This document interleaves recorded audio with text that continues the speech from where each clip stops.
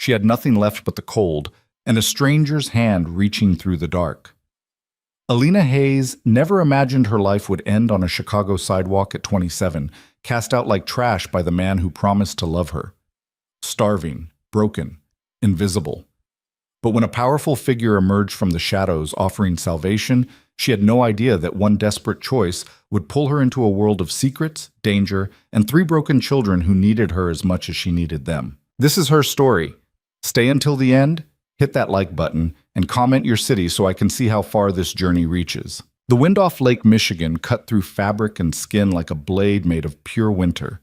Alina Hayes pressed herself tighter against the brick wall of the closed pawn shop, her thin coat doing nothing, absolutely nothing, to keep the February cold from devouring her alive. Her fingers had stopped hurting an hour ago. Now they were just numb, curled around the only thing she had left in this world. Her mother's silver ring still warm from being clutched against her chest. 27 years old. And this is how it ends, she thought distantly. The thought didn't even scare her anymore. Fear required energy, and she had none left. 3 days. That's how long it had been since Marcus threw her out. 3 days since he'd screamed that she was worthless, broken, defective, all because her body wouldn't give him the air he demanded. 3 days since she'd walked out of that house with nothing but the clothes on her back and the ring she'd hidden from him for 2 years. The streets of Chicago's South Side didn't care about her story. The few people who passed this late didn't even look at her. She was invisible now, just another shadow among shadows, another casualty of a city that ate people whole and spit out the bones. Her stomach had stopped growling yesterday. Now it was just a constant, hollow ache that reminded her she was still alive, even though she wasn't sure she wanted to be. The pawn shop window behind her displayed watches, jewelry, guitars, all the things people sold when they were desperate. She'd stood in front of 3 different pawn shops today, ring in hand, ready to trade her last connection to her mother for enough money to eat. But each time she'd walked away. It was stupid, she knew, sentimental and stupid and probably going to kill her. But it was all she had left of the woman who'd actually loved her. A car passed, its headlights washing over her briefly before moving on. Alina closed her eyes. Maybe if she just went to sleep, the cold would take her quietly. People froze to death in Chicago every winter. She'd just be another statistic, another Jane Doe, another person who slipped through the cracks. At least it would stop hurting. You planning to die there, or are you just enjoying the view? The voice came out of nowhere, deep and smooth and completely incongruous with the frozen hellscape she was sitting in. Alina's eyes snapped open. A man stood 5 feet away, hands in the pockets of an expensive black overcoat that probably cost more than Marcus made in 6 months.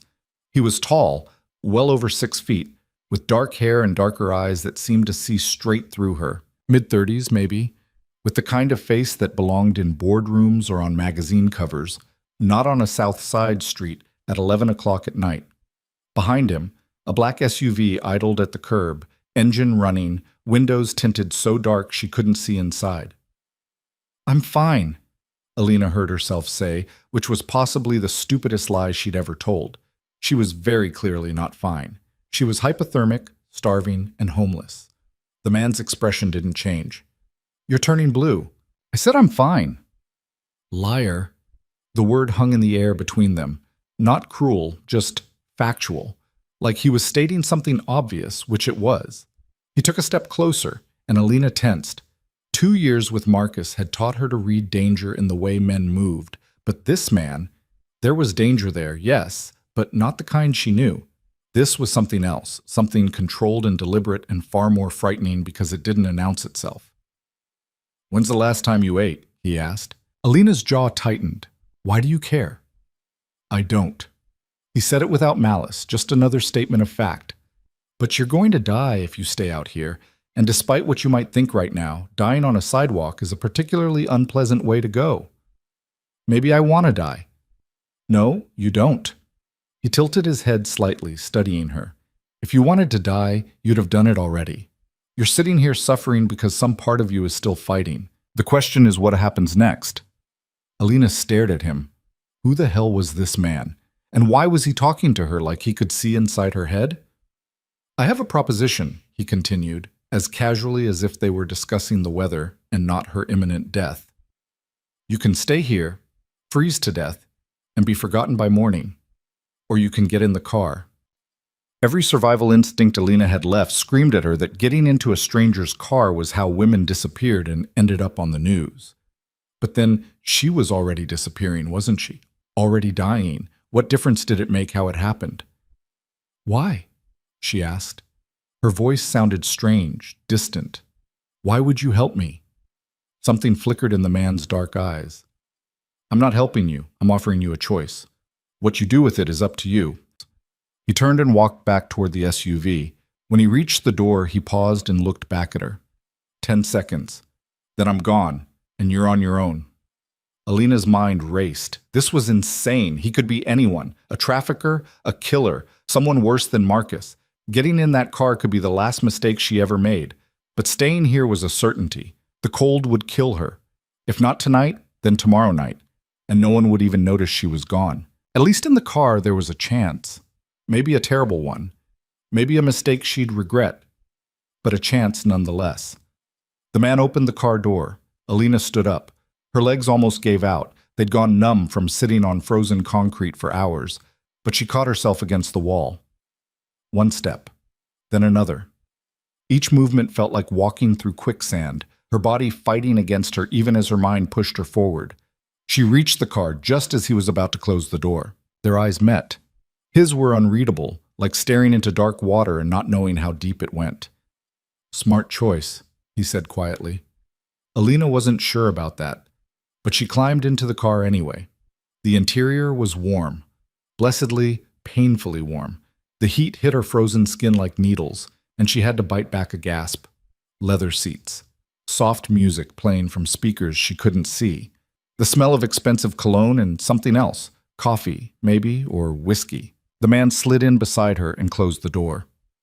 Drive, he said to the driver, who Alina could barely see through the partition. The SUV pulled away from the curb smoothly, and just like that, the frozen sidewalk disappeared behind them. For a long moment, nobody spoke. Alina sat rigid in her seat, acutely aware of how terrible she must look, how badly she probably smelled, how out of place she was in this pristine vehicle. Her fingers still clutched her mother's ring so tightly it hurt. "What's your name?" the man asked. She almost didn't answer. Names had power, Marcus always said. Give someone your name, and you give them leverage. But what leverage could anyone have over someone who had nothing? Alina, she said finally. Alina Hayes. He nodded once, as if filing that information away. Victor Moretti. The name meant nothing to her, but the way he said it suggested it should. Like he was used to people recognizing it, reacting to it. "Where are we going?" Alina asked. "Somewhere warm, where you can eat and sleep without freezing to death."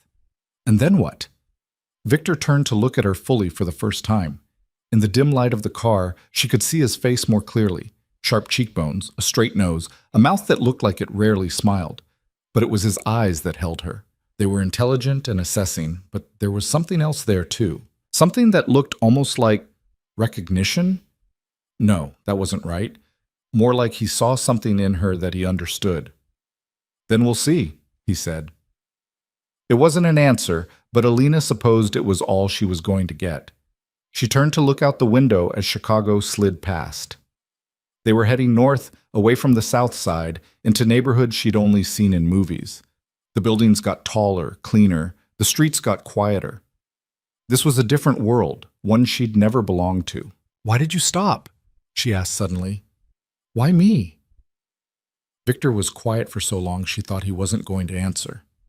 When he finally spoke, his voice was different, quieter, almost tired. "Because I know what it looks like when someone's about to give up, and I know what it's like to lose everything." Alina looked at him sharply, but his expression was unreadable again. Whatever vulnerability she'd heard in his voice locked away behind walls she couldn't see. The SUV turned onto a tree-lined street where every house looked like a mansion. Alina's breath caught. Where the hell was he taking her? They pulled up to a gate, actual iron gates, like something out of a period drama, and the driver pressed something. The gate swung open silently, and they drove through.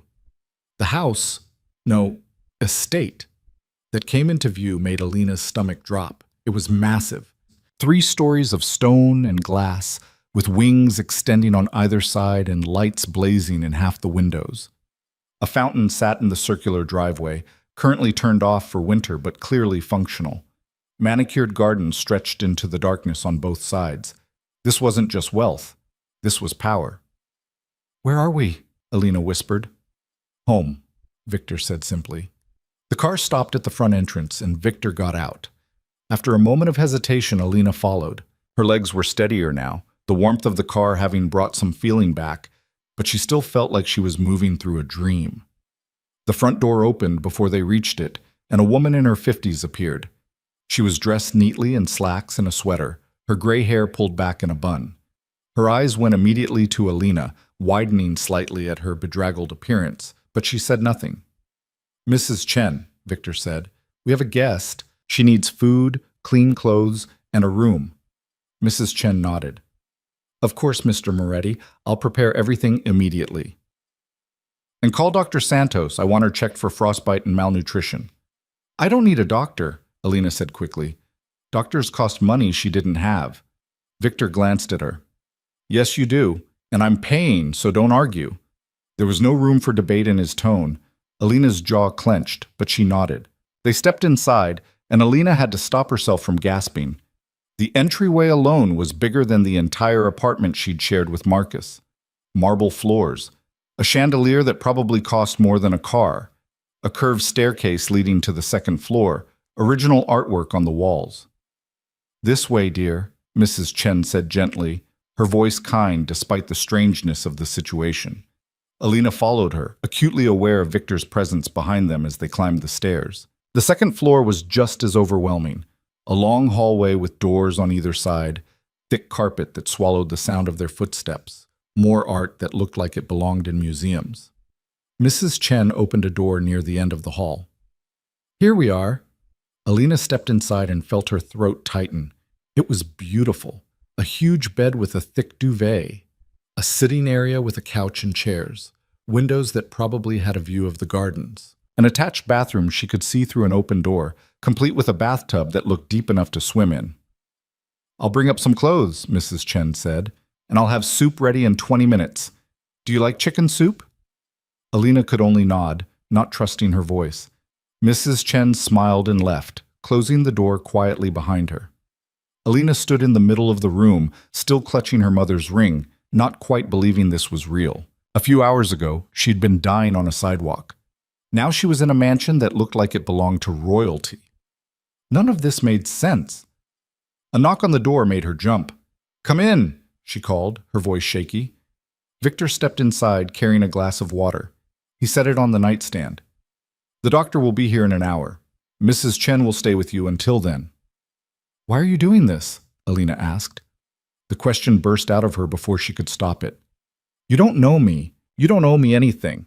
Why would you bring a homeless stranger into your home?" Victor studied her for a long moment. "Because everyone deserves a second chance," he said finally. "And because I can." "That's not an answer." "It's the only one you're getting tonight." He moved toward the door, then paused. "Get some rest, Alina. We'll talk in the morning." He left before she could respond. Alina sank onto the edge of the bed, her mind reeling. Every instinct told her this was wrong, that there had to be a catch, that men like Victor Moretti didn't save women like her out of the goodness of their hearts. But as she looked around the warm, safe room, as her body finally began to thaw and the immediate threat of death receded, she found she didn't care about the catch. Whatever Victor Moretti wanted, whatever this was, it had to be better than freezing to death in the dark. Didn't it? Mrs. Chen returned with clothes, soft pajamas that felt like heaven against Alina's raw skin, and a thick robe that wrapped around her like a hug. The soup came next, and Alina had to force herself to eat slowly, even though every cell in her body screamed for her to devour it. 3 days without food meant her stomach had shrunk, and Mrs. Chen gently warned her about eating too fast. The doctor arrived as promised, a kind woman in her 40s who examined Alina with professional efficiency and gentle concern. Mild frostbite on her fingers and toes, she said. Dehydration, malnutrition, nothing that wouldn't heal with warmth, food, and rest. But the doctor's eyes had lingered on the bruises Alina thought she'd hidden so well. the faded yellow ones on her arms, the greenish mark on her ribs, the too thin wrists that spoke of someone who'd been grabbed and held down.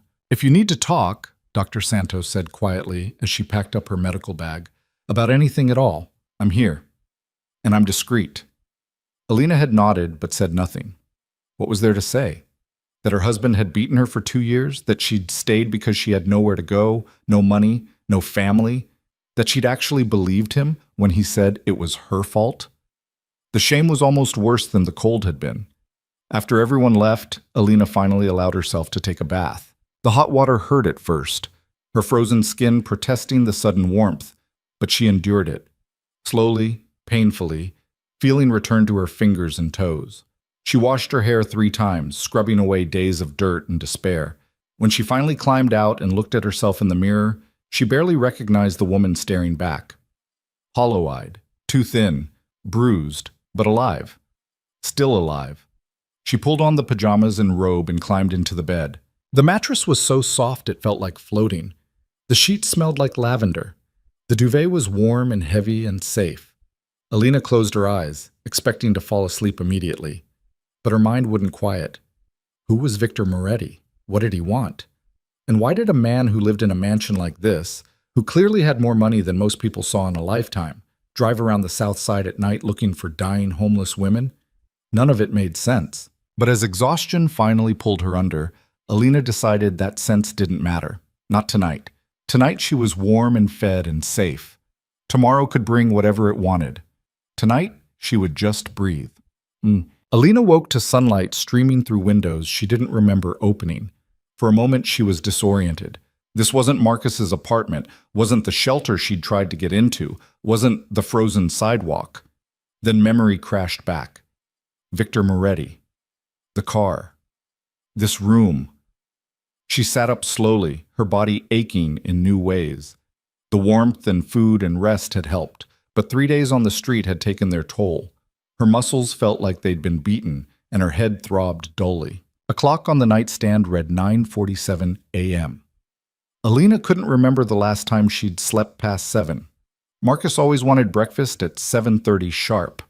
A knock on the door made her tense. "Come in," she called. Mrs. Chen entered with a tray. "Good morning, dear. I brought you breakfast. How are you feeling?" "Better," Alina said, and it wasn't entirely a lie. "Thank you." Mrs. Chen set the tray on the bed. Scrambled eggs, toast, fruit, orange juice, coffee. Enough food for 2 people. "Mr. Moretti would like to see you when you're ready. No rush, though. Eat first." She left before Alina could ask any questions. Alina forced herself to eat slowly, even though the food was the best thing she'd tasted in years. Real butter on the toast, fresh fruit, coffee that didn't taste like it had been sitting in a pot for hours. When she finished, she found more clothes laid out in the bathroom. Jeans, a soft sweater, undergarments still in their packaging, socks. All in her size, or close enough. How had they known her size? Had they guessed? Or had Mrs. Chen somehow assessed her last night? Alina dressed quickly and looked at herself in the mirror again. Better than yesterday, at least. Still too thin, still bruised, but clean and warm and alive. She opened the door and found Mrs. Chen waiting in the hallway. "This way, dear," the older woman said kindly.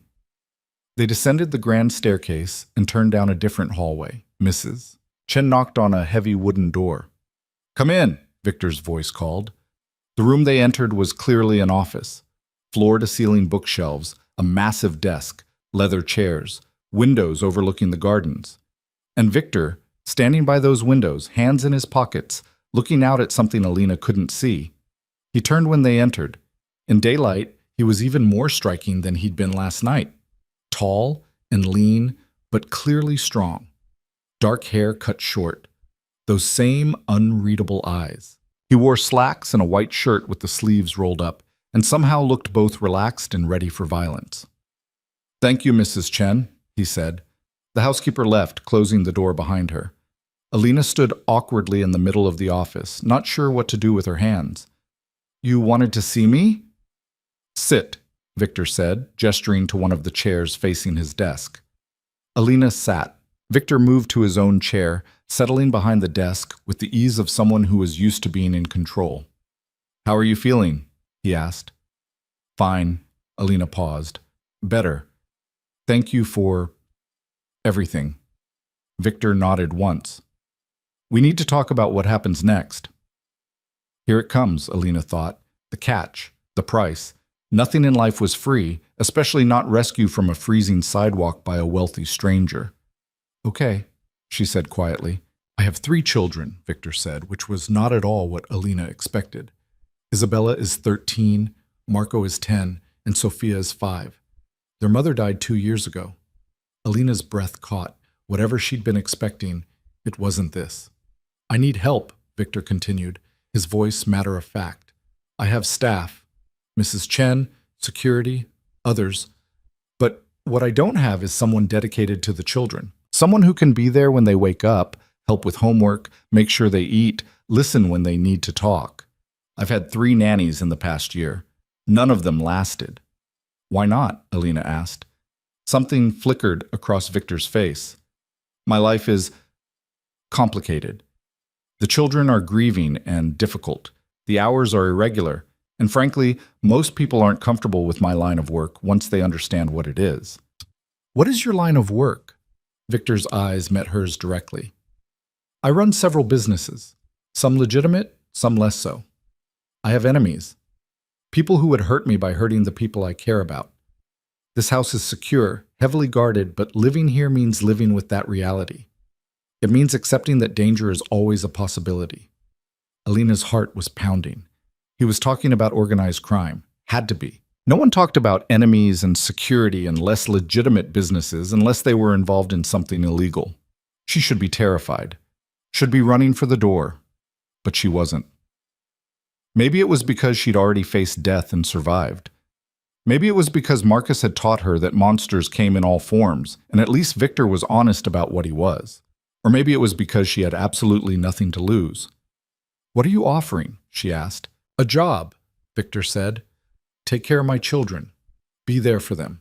In exchange, you'll have a room here, food, a salary, safety, and more importantly, a purpose. Why me?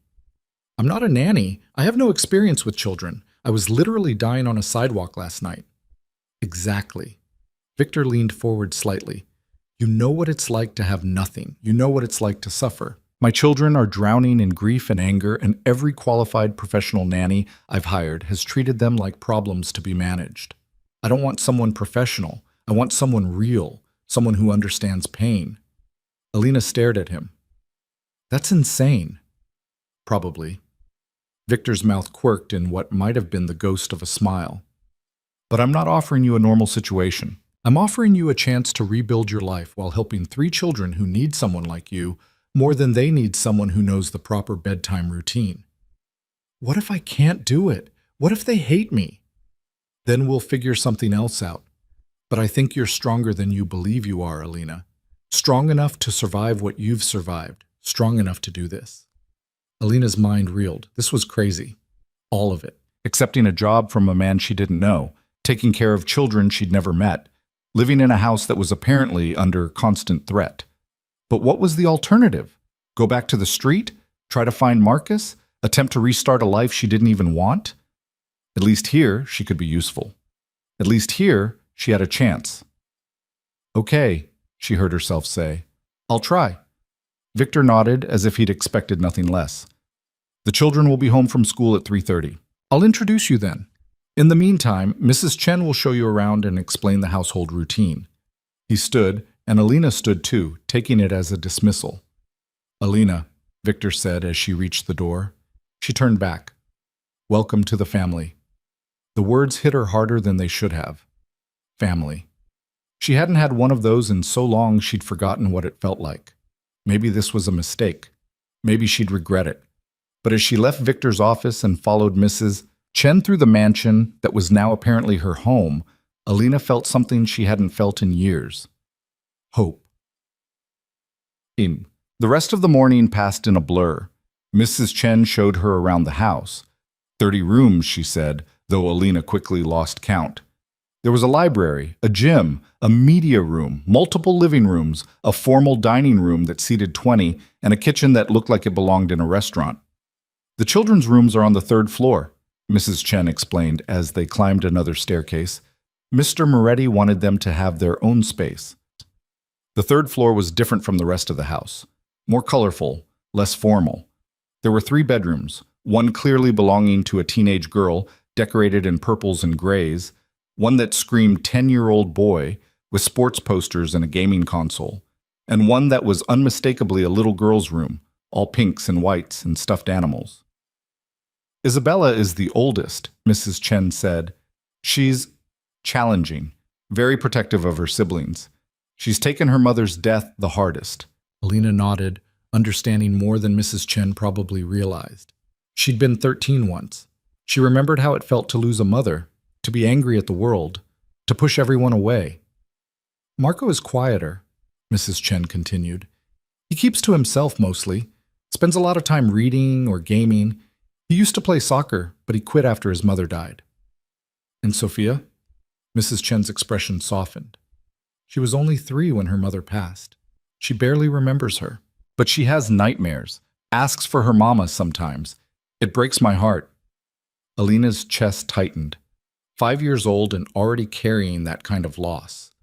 They're good children, Mrs. Chen said firmly.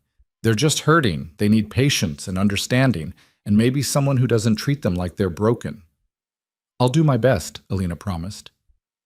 They returned to the second floor, and Mrs. Chen showed Alina to her new room, not the guest room she'd slept in last night, but a permanent space. It was smaller than the guest room, but still larger than anywhere Alina had ever lived. It had a window overlooking the gardens, a small sitting area, and a bathroom of her own. Lunch will be ready at noon, Mrs. Chen said, and the children's bus arrives at 3:30. Mr. Moretti will be in meetings until then, but I'll be here if you need anything. After Mrs. Chen left, Alina sat on her new bed and tried to process everything that had happened in the past 12 hours. Yesterday, she'd been homeless and dying. Today, she had a room, a job, a chance. It didn't feel real. She pulled her mother's ring from her pocket. She'd kept it with her even after changing clothes, and slipped it onto her finger for the first time in 2 years. Marcus had forbidden her from wearing it, said it was ugly and worthless. But it wasn't worthless. It was a reminder of where she'd come from, of what she'd survived, of who she was when someone actually loved her.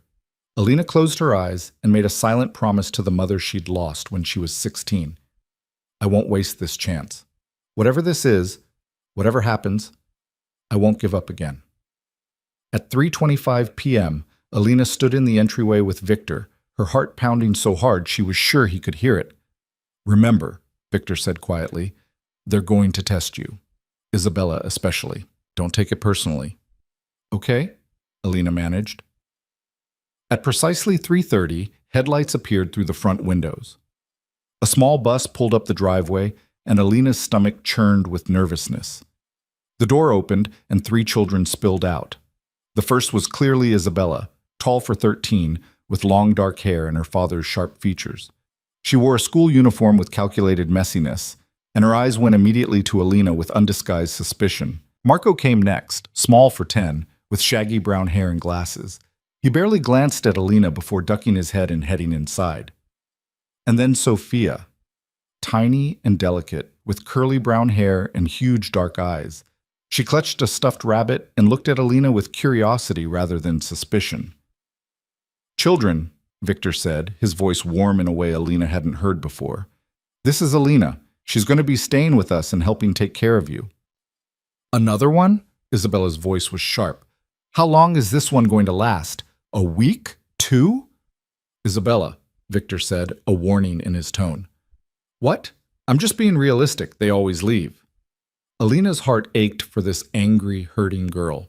She knew that anger, had carried it herself. Hi, Alina said, keeping her voice gentle.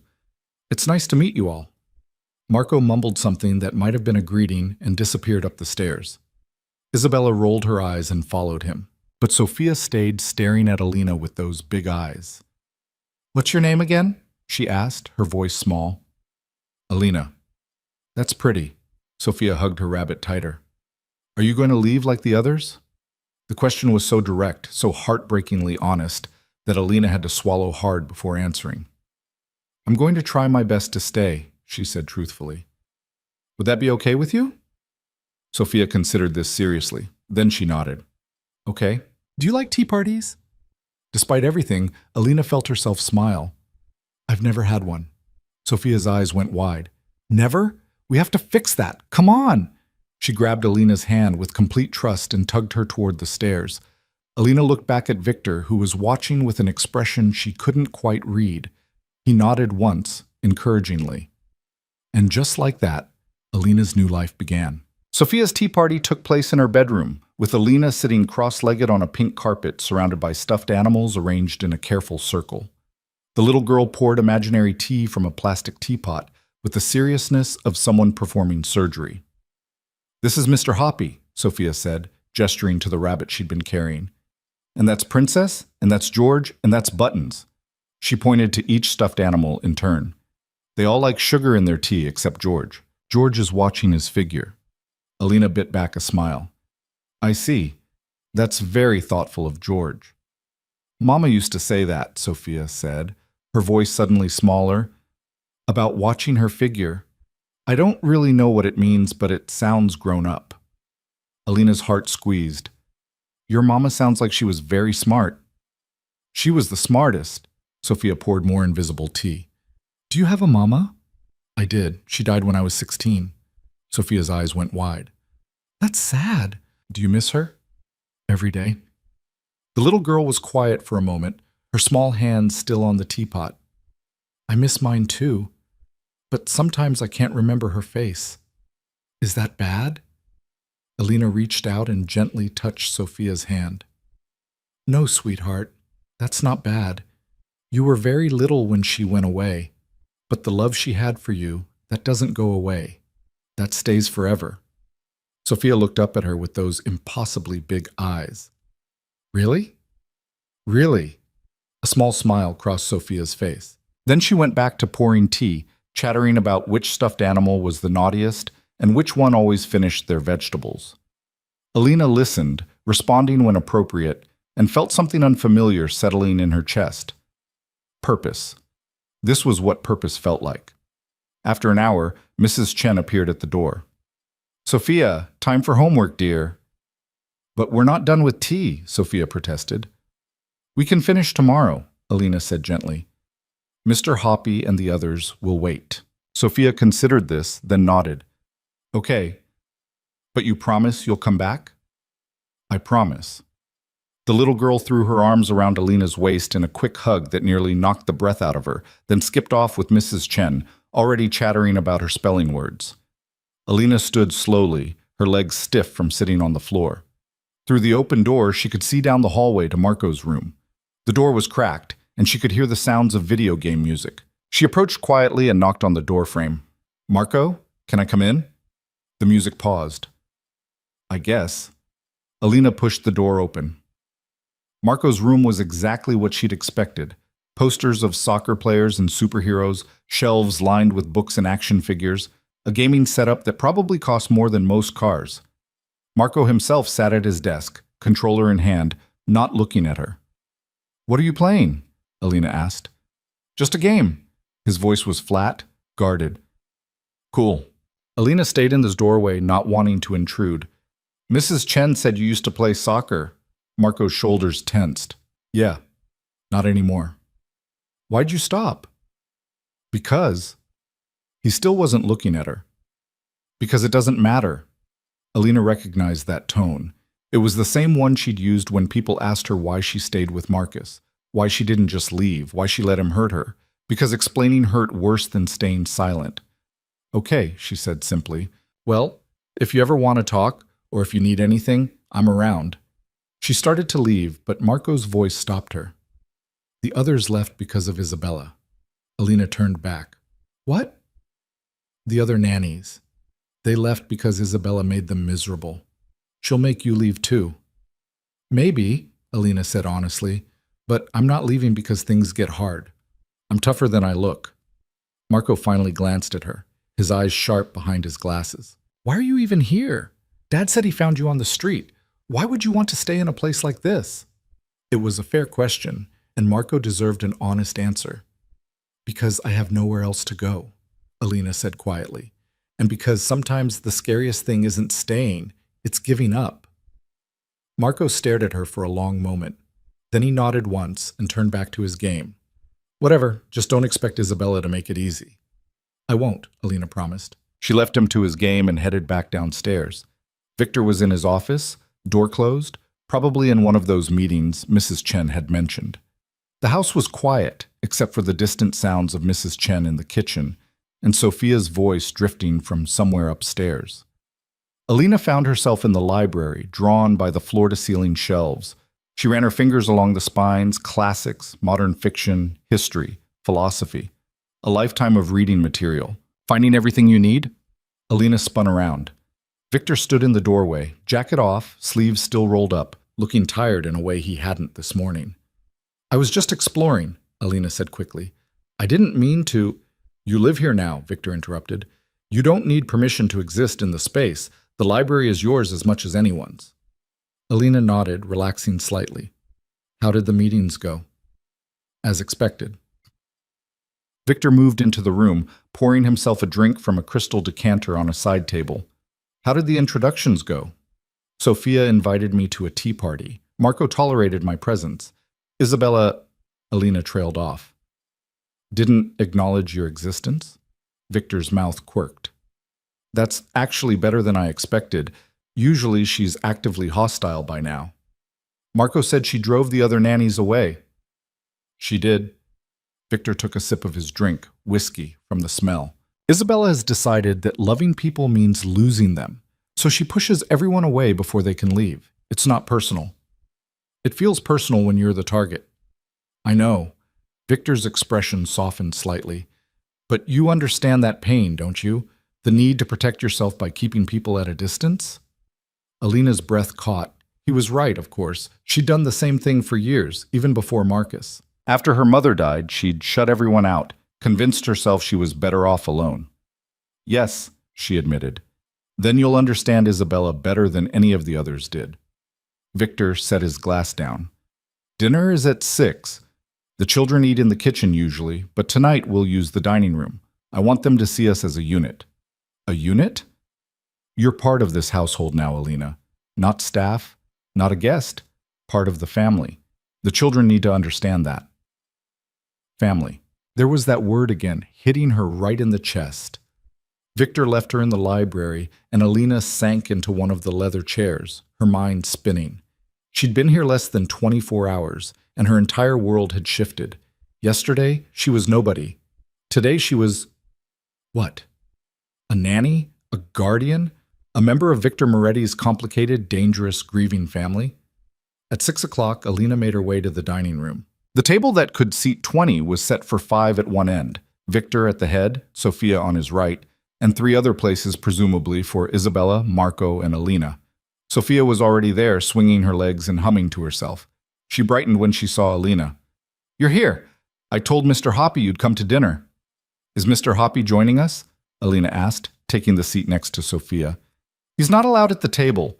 Daddy says stuffed animals don't need to eat. That's very practical of your daddy. Marco appeared next, sliding into his seat without comment. He'd changed into a hoodie and jeans, his hair still damp from what was probably a very quick shower.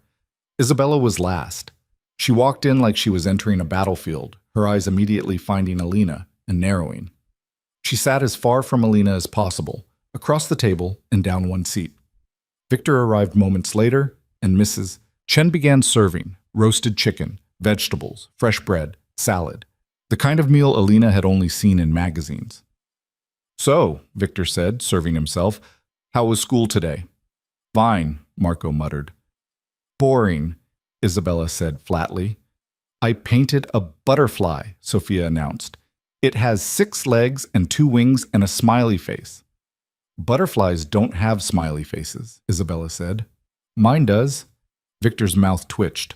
I'm sure it's beautiful, Piccola. Did you bring it home? It's drying. Mrs. Chen said we can hang it on the fridge tomorrow. Alina picked at her food, hyper-aware of Isabella's gaze on her. The girl hadn't said a word directly to her, but the hostility was palpable. Isabella, Victor said, your English teacher called me today. Isabella's fork paused halfway to her mouth. What did she say? That you've been skipping homework assignments? I've been busy. Busy doing what? Things. Isabella's jaw set in a way that reminded Alina painfully of herself at that age. That's not an answer. Well, it's the only one you're getting. The tension at the table spiked. Sophia stopped swinging her legs. Marco studied his plate like it held the secrets of the universe. Isabella, Victor's voice was quiet but firm. You will complete your assignments, or you will lose your phone privileges. Your choice. Fine. Whatever. Isabella threw her napkin on her plate and stood. I'm not hungry anyway. Sit down. No. Father and daughter stared at each other across the table, and Alina could see the grief in both their faces. Victor's carefully controlled, Isabella's raw and angry. Please, Victor said, and something in his voice made Isabella hesitate. Just sit. Finish dinner. We don't have to talk about school. Isabella wavered. For a moment, Alina thought she'd storm out anyway, but then she sat, picking up her fork with jerky movements, her face flushed. The rest of dinner passed in tense silence. Sophia tried to fill it with chatter about butterflies and tea parties, but even her sunshine couldn't quite cut through the darkness. When it was over, Isabella disappeared upstairs without a word. Marco followed shortly after. Sophia lingered, helping Mrs. Chen clear plates, until Victor gently sent her to get ready for bed. Alina stood to help with the dishes, but Mrs. Chen waved her off. You go on, dear. I've got this. Alina found herself wandering back to her room, emotionally exhausted despite having done very little. She changed into the pajamas from last night and was about to climb into bed when a knock sounded at her door. Come in, she called. Victor stepped inside, and Alina was suddenly very aware that she was in pajamas, that this was her bedroom, that this whole situation was deeply strange. I wanted to apologize, Victor said, for Isabella's behavior at dinner. You don't need to apologize. She's grieving.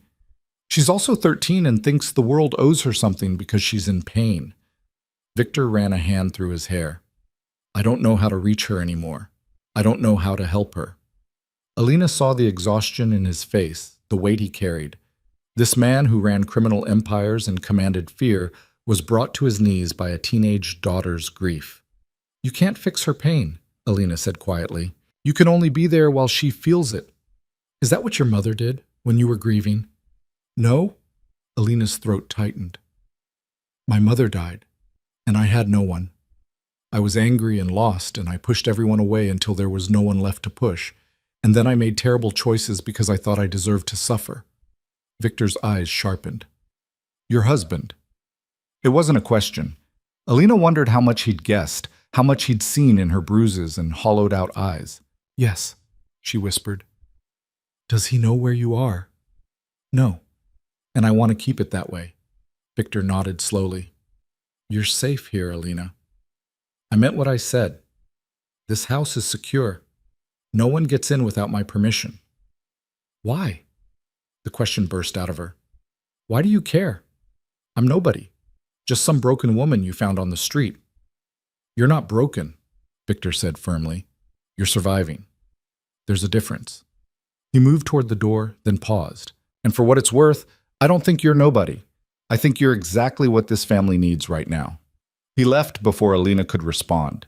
She lay in bed for a long time, staring at the ceiling, trying to understand how her life had become this surreal.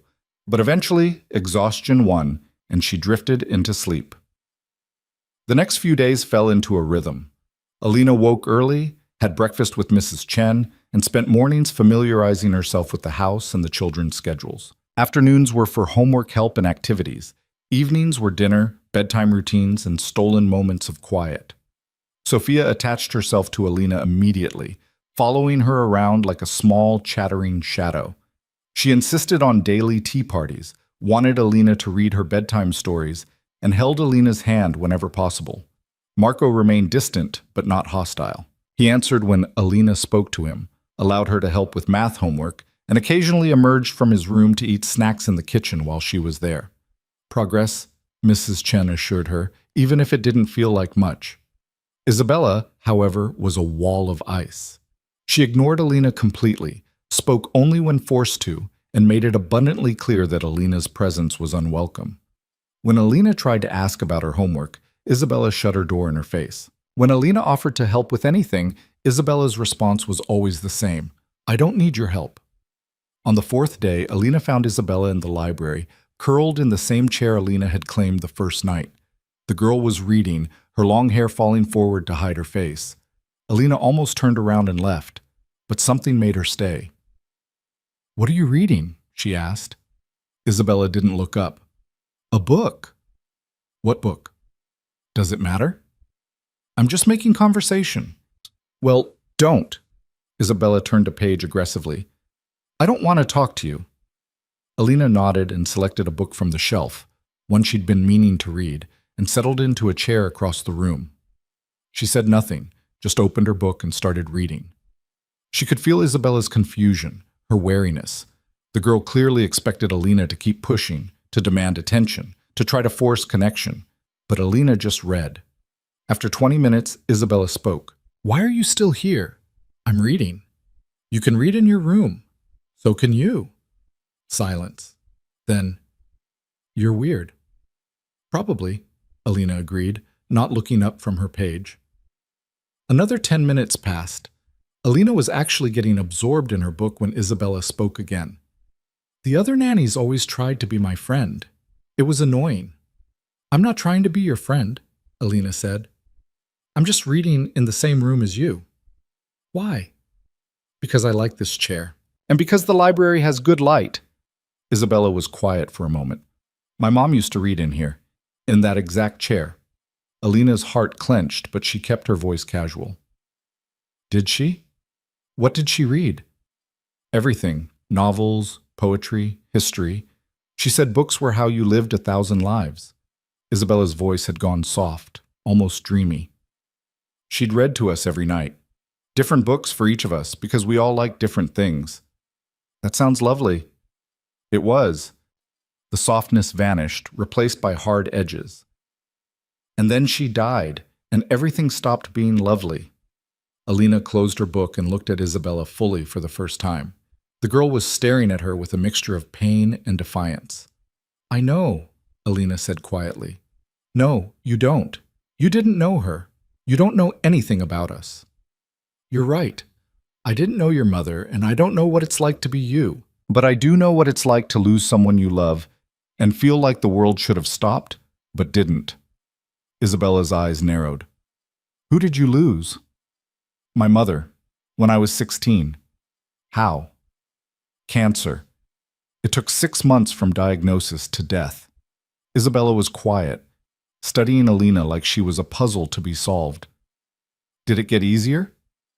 No, Alina said honestly. It got different. The pain changed shape, became something I could carry instead of something that crushed me. But easier? No. Everyone says it gets easier. That time heals, that I'll move on. Everyone says a lot of stupid things when they don't know what else to say. A ghost of a smile crossed Isabella's face. Yeah, they do.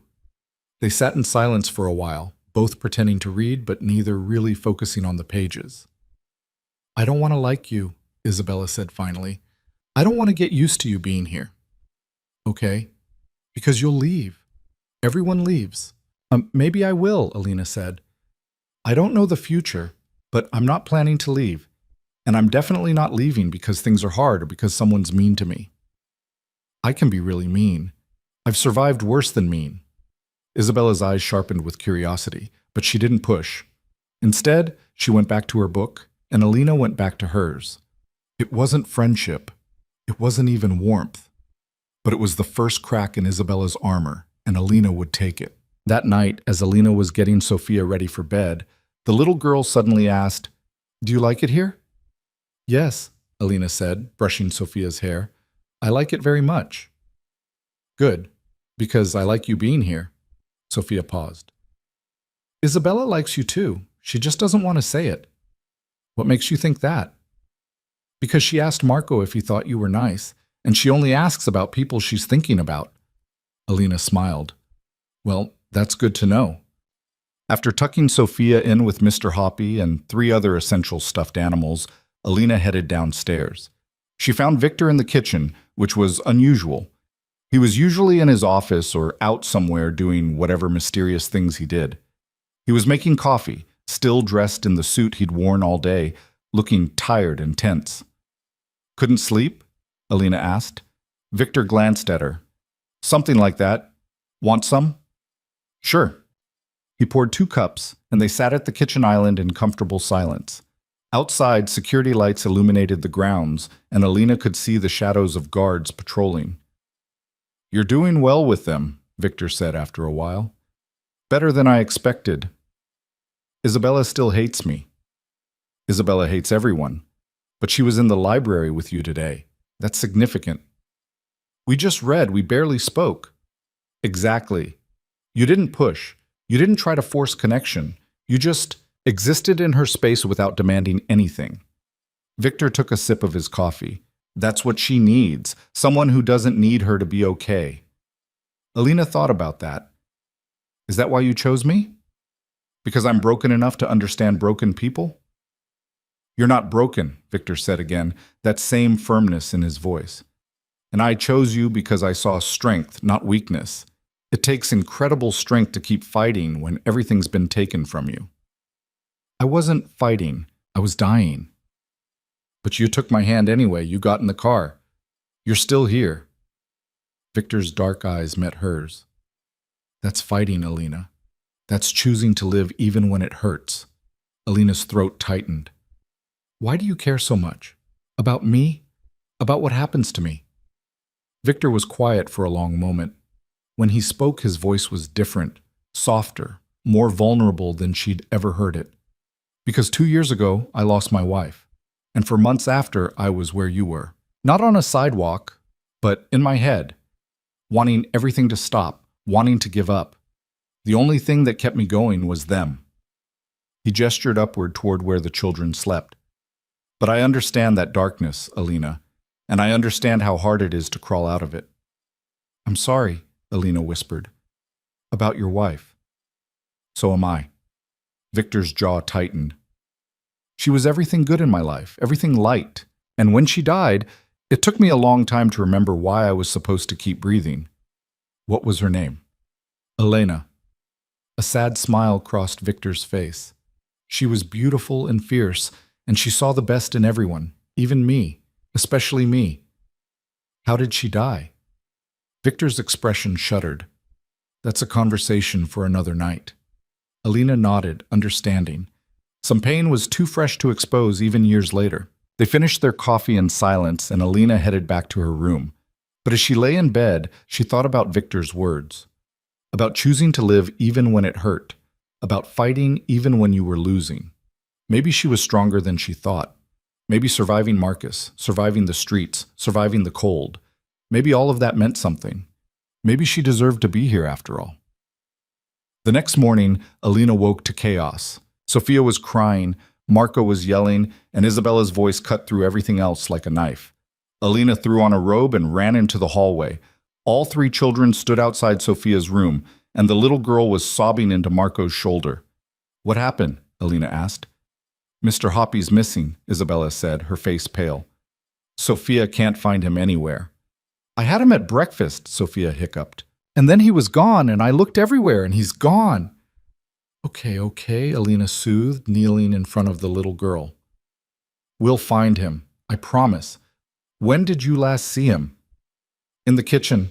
I put him on the counter while I ate my cereal. Alina looked at Marco and Isabella. Help me search. Check every room on this floor. Sophia, you stay with me. For once, Isabella didn't argue. The 3 of them split up, searching bedrooms, bathrooms, closets. Sophia clung to Alina's hand, still crying, and Alina's heart ached for her. 20 minutes later, they reconvened empty-handed. Sophia was inconsolable now, and even Marco looked worried. Mrs. Chen, Alina called, heading downstairs. Have you seen Sophia's rabbit? The housekeeper appeared from the laundry room. The stuffed one. Oh dear, I think it might have gotten mixed in with the linens. I was doing washing this morning. They hurried to the laundry room, and sure enough, there was Mr. Hoppy, tumbling in the dryer with a load of towels. No, Sophia wailed. He's going to be ruined. Mrs. Chen quickly stopped the dryer and pulled out the slightly damp rabbit. He's fine, sweetheart, just a little warm. But Sophia wouldn't be consoled. He hates being wet. He's going to be sad forever. Alina took the rabbit gently. Hey, look at me. Mr. Hoppy is okay. He just had an adventure. Sometimes adventures are scary, but he came through it fine. But what if he's mad at me? He's not mad. He knows you love him. And love means forgiving accidents. Alina held the rabbit up. See? He's already smiling. Sophia sniffled and took Mr. Hoppy, hugging him close despite his dampness. You promise he's okay? I promise. The crisis averted, the children headed off to school. But as they were leaving, Isabella paused at the door and looked back at Alina. Thanks, she said quietly, for not making her feel stupid about the rabbit. He's important to her. I know. Our mom gave him to her, right before… Isabella trailed off, then shook her head. Anyway, thanks. She left before Alina could respond, but warmth spread through Alina's chest. Progress. Slow, painful progress, but progress nonetheless. The days continued to pass, each one bringing small victories and new challenges. Alina helped Marco with a science project and discovered he was brilliant with numbers. She attended one of Sophia's school performances and clapped louder than anyone. She found Isabella crying in her room one night and sat with her without asking questions, just being present until the tears stopped. And slowly, carefully, something that looked almost like family began to form. But Alina knew better than most that peace never lasted forever. 3 weeks had passed since that first frozen night, and Alina was beginning to believe that maybe, just maybe, she could have this life. That maybe the universe had decided she'd suffered enough and was giving her a chance to heal. She should have known better. It was a Tuesday afternoon, unseasonably warm for March in Chicago. Alina had taken Sophia to the park near the estate, a private area within the gated community where Victor's security could watch from a discreet distance. Sophia was on the swings, her laughter ringing out like bells, and Alina was pushing her higher and higher. More, Sophia squealed. I want to touch the sky. You're almost there, Alina laughed, giving another push. She felt it before she saw it, that prickling awareness that comes from being watched, not by the security guards, who she'd grown used to. This was different. This was predatory. Alina's hands stilled on the swing, and she turned slowly, scanning the park. Mothers with strollers, an elderly man walking a dog, a jogger passing by. Nothing unusual, but the feeling didn't go away. Why did we stop? Sophia asked, dragging her feet to slow the swing. Just taking a break, sweetheart. Alina forced a smile. How about we head home? Mrs. Chen said she was making cookies. Chocolate chip? Is there any other kind?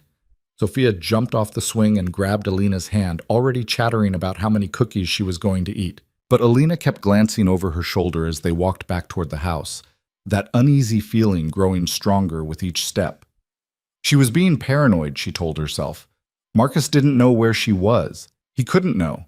She'd disappeared completely, left no trail, had no phone, no social media, nothing that could lead him here. But fear didn't listen to logic. That night, Alina couldn't shake the anxiety. She went through the motions, helping with homework, making dinner with Mrs. Chen, reading Sophia her bedtime story, but her mind was elsewhere, replaying every face she'd seen at the park, searching for familiarity. You're quiet tonight, Victor observed. They were in the kitchen again, their late-night coffee ritual having become routine. Something wrong? Alina hesitated. Probably nothing. I just had a weird feeling at the park today, like someone was watching us. Victor's expression sharpened immediately. Did you see anyone suspicious? No. That's why I said it's probably nothing. I'm just being paranoid. Paranoia keeps you alive in my world. Victor pulled out his phone and typed something quickly. I'll have security review the park footage and increase patrols around the perimeter. Better safe than sorry. I'm probably overreacting. Or you're not. Victor's eyes met hers, serious and intent. Trust your instincts, Alina. They've kept you alive this long. 2 days later, Alina was in the library with Isabella when Mrs. Chen appeared in the doorway, her face pale. Alina, there's someone at the gate asking for you. The book Alina was holding slipped from her fingers. What? A man. He says he's your husband, and he wants to speak with you. The world tilted. No, this couldn't be happening. How did he find her? How did Marcus find her? Alina? Isabella's voice seemed to come from very far away. Are you okay? You look like you're going to pass out. Alina couldn't breathe. Her chest was tight, her vision narrowing to a pinpoint. Marcus was here, at the gate. He'd found her. Where's my father? Isabella demanded, standing up. In a meeting, but I've sent for him, Mrs. Chen said. Alina, dear, do you want to speak to this man? No. The word came out as a gasp. No, I don't. I can't. Then you don't have to. Victor's voice cut through the panic. He strode into the library, his face hard as stone. No one sees her without her permission. Tell security to remove him from the property. He's refusing to leave, Mrs. Chen said quietly. He says he has a legal right to see his wife. He has no rights here. Victor's voice was ice. Tell security if he's not gone in 5 minutes, they can make him leave, forcibly if necessary. Mrs. Chen nodded and hurried away. Victor turned to Alina, his expression softening slightly. Breathe, Alina. You're safe. He can't get in. But Alina couldn't breathe. She was back in that apartment, Marcus's hand around her throat, his voice in her ear telling her she was worthless, that she belonged to him, that she'd never escape. Isabella, get your brothers, Victor said. Take them upstairs and stay there until I come get you. But now. Isabella must have heard something in her father's tone because she left without further argument. Victor knelt in front of Alina, his hands on her shoulders. Look at me. Alina, look at me. She forced her eyes to focus on his face. He cannot hurt you here, Victor said clearly. The gates are locked. Security is armed. He would have to go through a dozen men to get to you, and that's not going to happen. Do you understand? Alina nodded, but her whole body was shaking. Do you want to see him? Talk to him? No. Her voice was barely a whisper. Then you don't have to. But Alina, this isn't going to end here. If he found you once, he'll try again. We need to deal with this. How? Victor's jaw tightened. I can make him disappear, permanently. One word from you, and he'll never bother you again. The offer hung in the air between them, heavy with implication. Alina knew what Victor was saying, knew what he was capable of. This man who ran criminal empires, who had enemies and security and the power to make people vanish, he was offering to kill her husband, part of her. The broken part that had suffered for 2 years, wanted to say yes, wanted Marcus gone, erased, removed from existence so thoroughly that she could pretend he'd never existed. But she couldn't, because that would make her just like him, someone who solved problems with violence, who took what they wanted without regard for consequences. No, she said, I don't want that. I don't want to become someone who does that.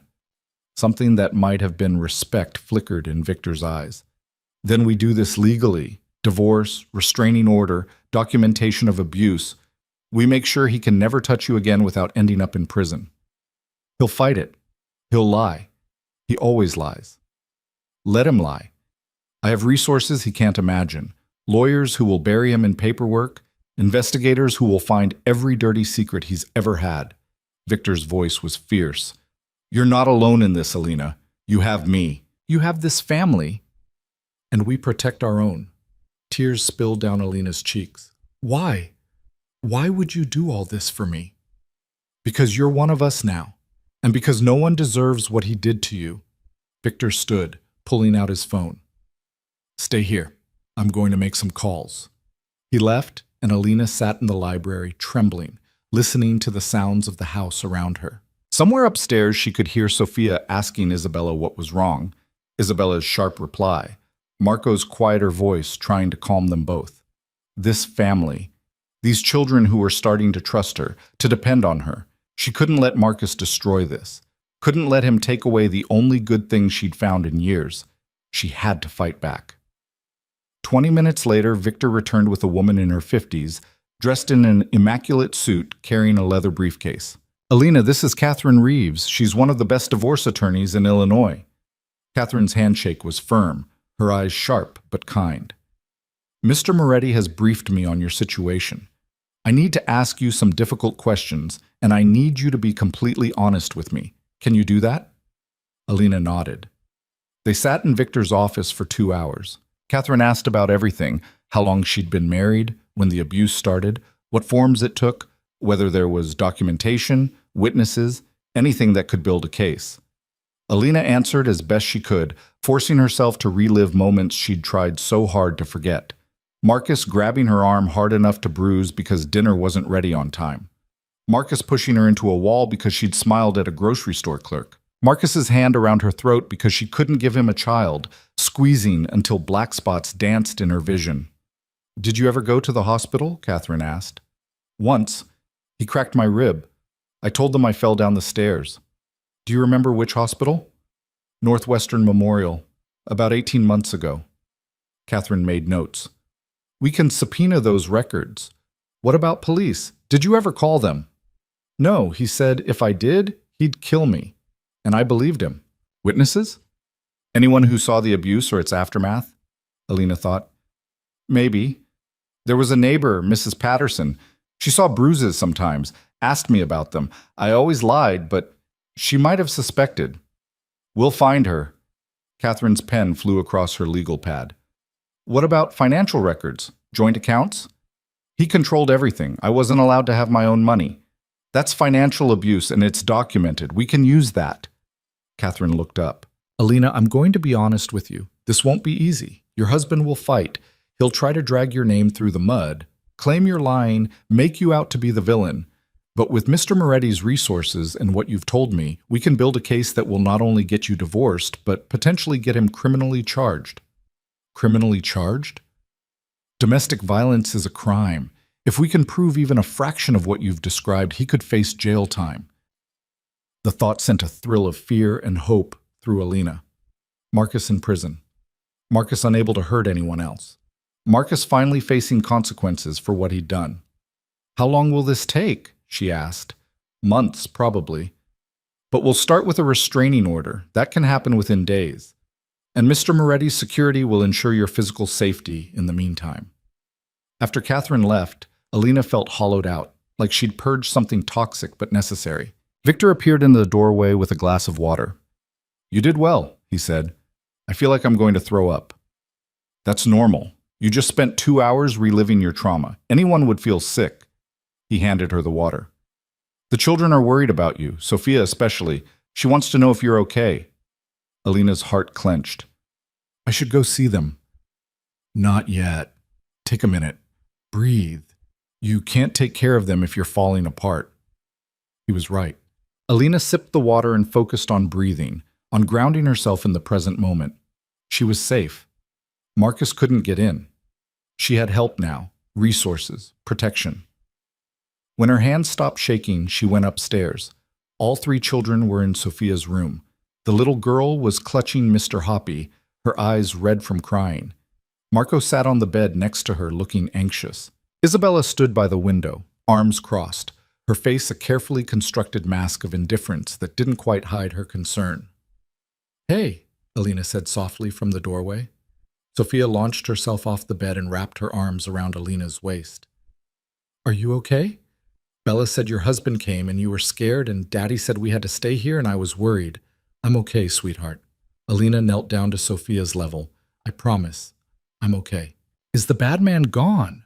Alina's throat tightened. So they knew. Of course they knew. They'd lost their mother. They understood that people could be dangerous, that the world wasn't always safe. "Yes, he's gone, and he's not coming back. Daddy said he can't get in, that the guards won't let him." Sophia's lower lip trembled. "Is that true?" "It's absolutely true. Your daddy is very good at keeping people safe." Marco spoke up from the bed. "Is he going to keep trying to get to you?" "I don't know," Alina said honestly. "But if he does, we're ready. We have lawyers and security and a plan. He can't hurt me anymore." "Good." The word came from Isabella, sharp and fierce. "Because if he tries, he'll have to go through all of us." Alina looked at the teenage girl standing by the window, this child who'd pushed her away for weeks, and saw something new in her eyes. Protection. Belonging. Family. "Thank you," Alina whispered. Isabella shrugged, trying to look casual. "Whatever, we just don't want to lose another person. It would be inconvenient." The words were dismissive, but her voice cracked slightly on the last word, betraying her. That night, after the children were in bed, Alina found Victor on the back terrace. He was smoking a cigarette, something she'd never seen him do, and staring out at the dark gardens. "I didn't know you smoked," she said, stepping outside. "I don't, usually." Victor took a drag. "Bad habit from another life." Alina stood beside him, wrapping her arms around herself against the cool night air. "Thank you. For today. For everything." "You don't need to thank me." "Yes, I do. You could have just kicked me out, told me I was too much trouble, that my problems would bring danger to your family. But you didn't." Victor flicked ash into a tray. "Your problems are my problems now. That's what family means." There it was again. Family. The word that kept appearing, kept wrapping around her like a warm blanket. "The children were scared today," Alina said. "Especially Sophia. They've learned that the people they love can be taken away. Of course they were scared." Victor's jaw tightened. "But they've also learned that we fight to protect each other. That's an important lesson, too. Isabella called me one of them. Said Marcus would have to go through all of them to get to me." A small smile crossed Victor's face. "Isabella's decided you're worth keeping. That's high praise from her. I don't want to put them in danger. They're already in danger. My children, by virtue of being mine, live with a target on their backs. One more doesn't change the math." Victor stubbed out his cigarette. "Besides, you're not putting them in danger. Your husband is. And he'll answer for that." The quiet menace in Victor's voice sent a shiver down Alina's spine. This man was dangerous, she reminded herself. Powerful and ruthless and capable of terrible things. But right now, all that danger was pointed away from her, aimed at the person who'd hurt her. It should have frightened her. Instead, she felt protected. "What happens now?" she asked. "Now, we wait for Catherine to file the paperwork. The restraining order should be in place by the end of the week. After that, we let the legal system do its work." Victor turned to face her. "But Alina, you need to be prepared. This is going to get ugly. Your husband will say terrible things about you. He'll try to manipulate you, threaten you, break you down. Can you handle that?" Could she? Alina thought about the woman she'd been 3 weeks ago, ready to die on a frozen sidewalk. Thought about the woman she was becoming, the one who read to children and stood up to teenage anger and chose to fight instead of flee. "Yes," she said. "I can handle it." "Good." Victor's eyes held hers. "Because we're going to destroy him." The restraining order was served on Thursday. Catherine called to confirm that Marcus had been legally notified that he was to stay at least 500 feet away from Alina at all times, that any violation would result in immediate arrest. Alina expected to feel relief. Instead, she felt terror. Marcus didn't respond well to being told what to do.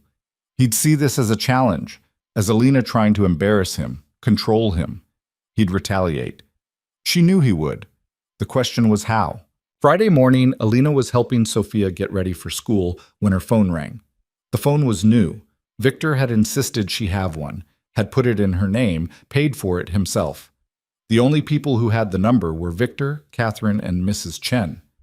The number on the screen was unknown. Alina's hand shook as she answered. "Hello? So this is where you've been hiding." Marcus's voice sent ice through her veins. Sophia, sensing something wrong, grabbed Mr. Hoppy and moved closer. "How did you get this number?" Alina's voice came out steadier than she felt. "I have my ways. Nice place you've landed in, Alina. Rich boyfriend taking care of you now? Is that what this is?" "I'm hanging up." "You hang up, and I'll call again. I'll keep calling. I'll make your life hell until you come back where you belong." "I'm not coming back. And you're violating the restraining order by calling me." Marcus laughed, cold and cruel. "That piece of paper doesn't scare me. You think some judge's signature is going to keep me away from my wife?" "Ex-wife. I've filed for divorce."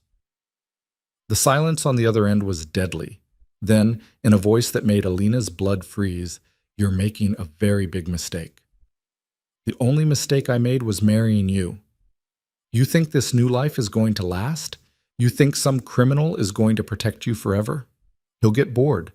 He'll throw you out like the trash you are. And when he does, I'll be waiting." "Stay away from me, Marcus. Or what? You'll have your boyfriend send his thugs after me? Try it. I'm not afraid of him or his money or—" Alina hung up. Her whole body was shaking. "Alina?" Sophia's small voice trembled.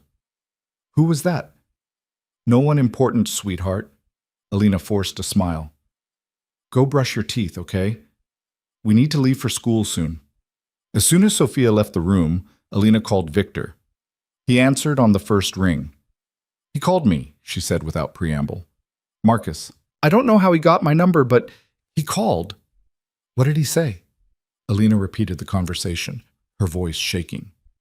Victor was silent for a long moment. I'm coming home. Don't let the children go to school today. Keep them inside until I get there. Victor, you're scaring me. Good. You should be scared. If he has your number, he has more information than we thought. We need to reassess security. The line went quiet for a moment. Alina, this is important. Do not leave the house for any reason. Do not answer any calls from unknown numbers, and keep the children with you at all times. Okay? I'll be there in 20 minutes. Victor arrived in 15, bringing with him 3 additional security personnel and a man Alina didn't recognize, tall, heavy-set, with the kind of face that had seen violence and dealt it back. This is Thomas, Victor said. He's going to find out how your husband got your number and make sure it doesn't happen again. Thomas nodded at Alina. Ma'am, I'll need to see your phone. She handed it over, and Thomas disappeared into Victor's office. The children, confused about why they weren't going to school, gathered in the living room. Victor explained in terms they could understand that there was a security concern and everyone needed to stay inside today. Is it Alina's husband? Isabella asked bluntly. Victor didn't lie to his children. Yes. Is he dangerous? Potentially. Marco's eyes went wide behind his glasses. Are we in danger? No, this house is secure and I have the best security team in the city, but we're being careful. Victor's voice was firm, reassuring. Sometimes being careful means changing our routines for a day or two. Sophia climbed into Alina's lap. I don't like this. I know, baby, but we're safe. I promise. Thomas emerged from the office an hour later. Your phone's clean now. I've installed additional security and changed all the settings. But here's the problem. Your number was leaked by the phone company. Someone paid an employee to give them the information. Can we trace who? Victor asked. Already on it. But my guess? Your husband has connections. Not many, and not powerful, but enough to make a nuisance of himself. Victor's expression darkened. Then we cut off those connections? Over the next week, Alina watched Victor's world unfold in ways she'd only glimpsed before. Lawyers filed motions. Investigators dug into Marcus's background, finding debts, affairs, evidence of violence. Catherine built a case that was airtight, documenting years of abuse with medical records, witness statements, financial records that showed Marcus's control. And Marcus fought back the only way he knew how, with threats and manipulation and attempts to contact Alina that all violated the restraining order. Each violation was documented, each call, each showing up at the gate, each message relayed through third parties. Catherine collected them all like ammunition. He's building our case for us, she told Alina during one of their meetings. Every time he violates the order, he proves he's dangerous, that he can't be trusted, that you need protection. The prosecutor is already interested in filing criminal charges. How long until court? Alina asked. 2 months, maybe 3. These things move slowly, but trust me, we're building something he can't fight. In the meantime, life in the Moretti household found a new normal. The children adjusted to increased security, to not leaving the property without guards, to the tension that hummed through the house like a live wire. But they also drew closer to Alina. Sophia rarely left her side, sleeping in Alina's room most nights because the nightmares had gotten worse. Marco started showing her his writing, science fiction stories he'd been too shy to share before. And Isabella, prickly Isabella, started seeking Alina out when she needed to talk, sitting in the library together in comfortable silence, or actually having conversations about school, boys, the future. One night, 3 weeks after Marcus's phone call, Isabella appeared in Alina's doorway long after bedtime. Can I come in? She asked. Of course. Isabella sat on the edge of Alina's bed, picking at the comforter. For a long time, she didn't speak. I'm glad you're here, she finally said. I know I was awful to you at first. I'm sorry. You were protecting yourself. I understand that. Yeah, but you didn't deserve it. You were just trying to help. Isabella looked up, and in the dim light she looked so much younger than 13. My mom would have liked you. She always said the best people were the ones who'd been through hard things and came out kind anyway. Alina's throat tightened. Your mom sounds like she was very wise. She was, and she would have wanted us to take care of you, the way you're taking care of us. Isabella's voice wavered.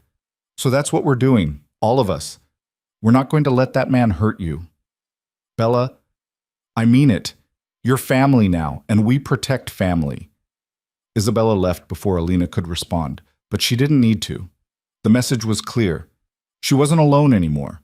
She had people who would fight for her, stand with her, refuse to let her fall. And when Marcus's court date finally came, Alina would be ready. She had to be. The morning of the hearing arrived with unseasonable rain, dark clouds hanging over Chicago like a bruise. Alina stood in front of her bedroom mirror, adjusting the navy blue suit Catherine had helped her pick out. Conservative, professional, the kind of thing that said, credible victim to a judge. She hated it. Hated that she had to dress a certain way, speak a certain way, perform her trauma for strangers who would decide if she deserved freedom. But she'd do it. For herself. For the children who'd become her reason to keep fighting. A knock on her door made her turn. Victor stood there, dressed in one of his impeccable suits, his expression unreadable. Ready? He asked. No, but I don't think I ever will be, so we might as well go. Victor stepped into the room and closed the door behind him. Alina, I need you to understand something before we walk into that courtroom. No matter what he says, no matter what lies he tells, you are not the person he tried to make you believe you were. You are strong. You are worthy. And you deserve justice. Alina's eyes burned with unshed tears. What if the judge doesn't believe me? What if Marcus convinces them that I'm lying, that I'm trying to ruin him? Then we appeal. We fight harder. We don't stop until you're free. Victor's voice was steel. But that won't happen. Catherine has built an airtight case. The evidence is overwhelming. Trust the process. Downstairs, the children were waiting. Isabella stood stiff and formal in a dress Alina had never seen her wear, her usual armor of teenage indifference cracking to show genuine worry. Marco clutched a book like a talisman, his eyes huge behind his glasses. And Sophia, sweet Sophia, ran to Alina the moment she appeared. You look pretty, the little girl said, wrapping her arms around Alina's legs. Are you going to be okay? Alina knelt down, holding Sophia's small face in her hands. I'm going to be just fine. And when I come home, we'll have that tea party we planned, okay? With real cookies this time? With real cookies. Mrs. Chen appeared with a thermos of coffee and a concerned smile. You eat something this morning? I tried.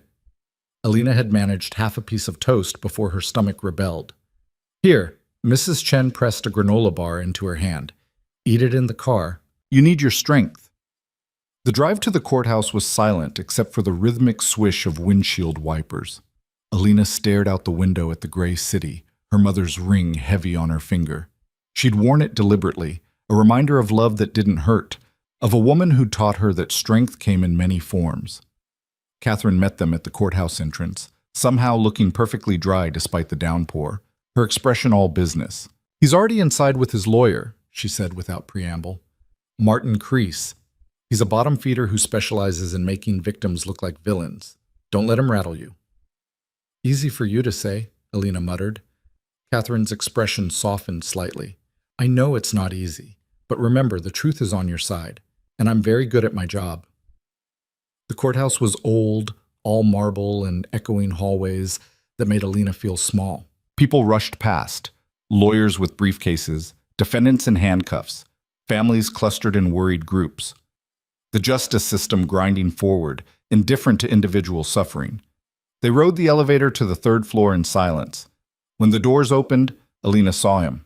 Marcus stood at the end of the hallway, talking to a man in a cheap suit who must be his lawyer. He looked the same, tall, broad-shouldered, with the kind of conventional handsomeness that had first attracted her when she was young and stupid. But now she could see the cruelty in the set of his mouth, the calculation in his eyes. He saw her at the same moment. Something dark crossed his face, and he started toward her. Victor moved instantly, positioning himself between Alina and her husband. That's close enough.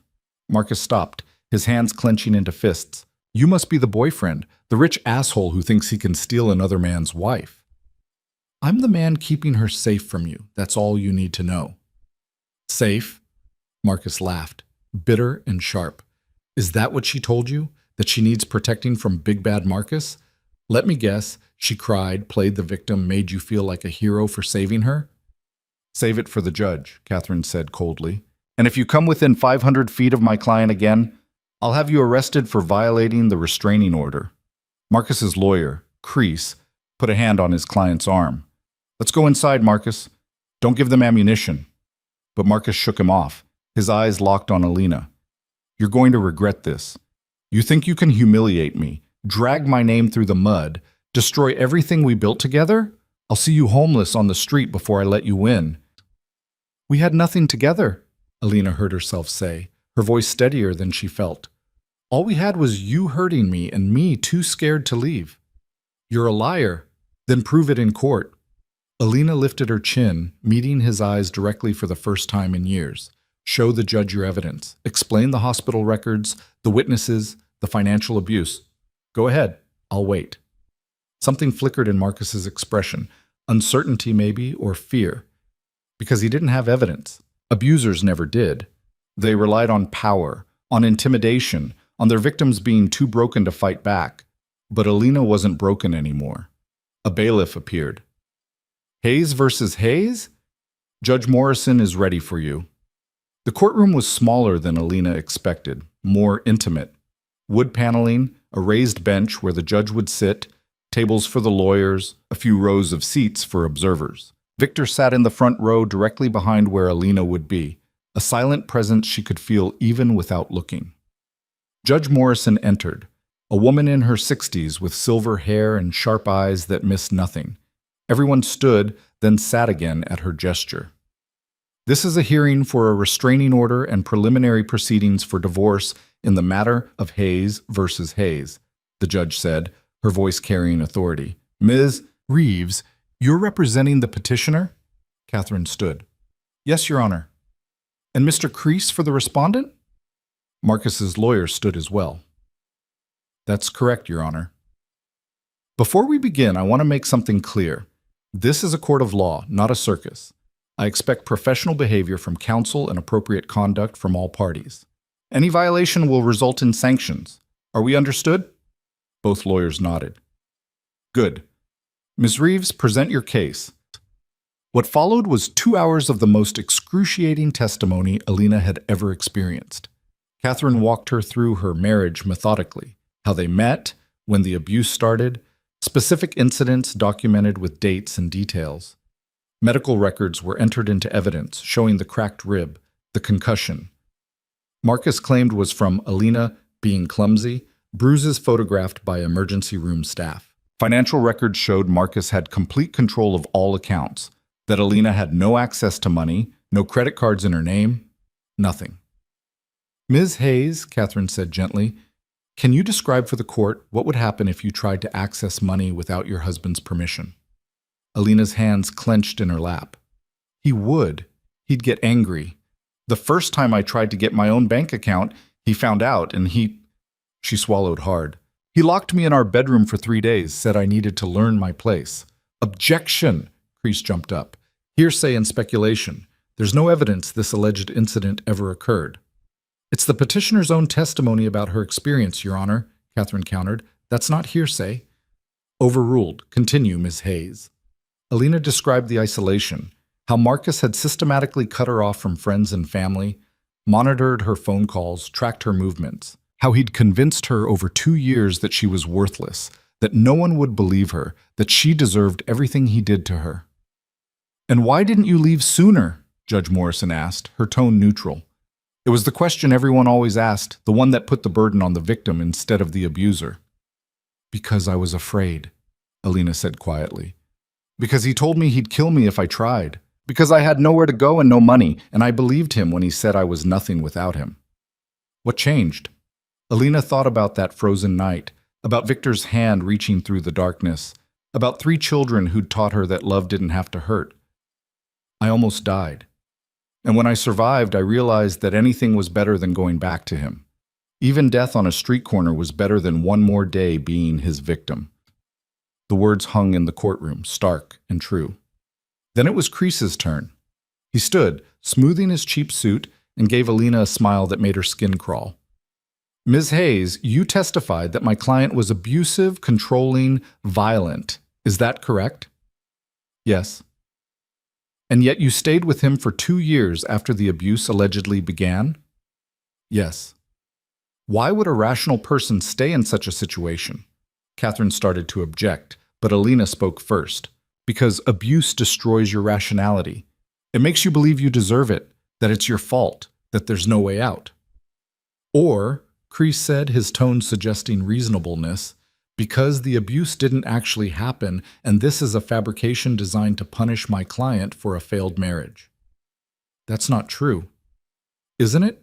You left my client, moved in with a wealthy man, and now you're trying to take half of everything my client worked for while painting him as a monster. Sounds convenient. Objection, Catherine said sharply. Counsel is testifying, not questioning. Sustained. Mr. Crease, ask questions. Don't make speeches. Crease nodded, but the damage was done. He'd planted the seed that Alina was a gold digger, a liar, someone trying to profit from false accusations. Ms. Hayes, you claim my client controlled your finances, but you had access to a joint account, correct? Technically, yes, but yes or no, please. Yes. And you could have withdrawn money at any time? He monitored every transaction. If I spent anything without permission, there were consequences. But you could have withdrawn money and left. Alina's jaw clenched. It's not that simple. It seems quite simple to me. You had access to money. You could have left at any time. Instead, you stayed, and now you're claiming abuse to justify abandoning your marriage vows. That's not what happened. No? Then tell me, Ms. Hayes, where were you on the night of February 14th this year? Alina blinked at the sudden change in direction. I was on the street. My husband had thrown me out. Because you failed to give him a child, according to your testimony? Yes. And isn't it true that you had multiple affairs during your marriage, that your inability to conceive might have been due to those affairs, and that my client discovered your infidelity and asked you to leave? What? No. That's a complete lie. Objection! Catherine was on her feet. Counsel has presented no evidence to support these allegations. Mr. Crease? Judge Morrison's voice was ice. Your Honor, I have testimony from witnesses who will attest to Ms. Hayes's extramarital activities. Then you should have disclosed those witnesses in discovery. Do you have them here today? Crease hesitated. Not today, Your Honor, but then these accusations are inappropriate and will be stricken from the record. Ms. Reeves, redirect? Catherine approached Alina, her expression professionally sympathetic. Ms. Hayes, did you have any affairs during your marriage? No, never. Did you have male friends, colleagues, anyone your husband might have misinterpreted as romantic involvement? No, Marcus didn't allow me to have friends of any gender. I was isolated completely. And the accusation you just heard, how does it make you feel? Alina looked at Marcus, who sat at his table with a smug expression, confident that his lies would work the way they always had. It makes me feel exactly the way he wanted me to feel for 2 years. Small, powerless, like my truth doesn't matter. But the difference is, I'm not that woman anymore. Catherine sat down, and Judge Morrison called for a recess. Alina stumbled out of the courtroom, her legs barely holding her up. Victor caught her arm, steadying her. You did well, he said quietly. He lied. He just stood up in court and lied. Of course he did. That's what men like him do. Victor guided her to a bench. But the judge saw through it. Did you see her face when Crease couldn't produce his witnesses? She knows he's lying. Catherine joined them, her expression grim. He's going to keep throwing mud, hoping something sticks. But we have the evidence. Medical records don't lie. Financial documents don't lie. And frankly, his lawyer is incompetent. He just committed a major ethical violation by making accusations without evidence. What happens now? Alina asked. Now we present our witnesses. I have Mrs. Patterson, your old neighbor, on standby, plus the doctor who treated your cracked rib, and a forensic accountant who's going to tear apart his claim that you had equal access to money. The afternoon session was brutal. Mrs. Patterson testified that she'd seen Alina with bruises on multiple occasions, that she'd heard screaming through the walls, that she'd once called police for a wellness check only to have Marcus answer the door and claim everything was fine.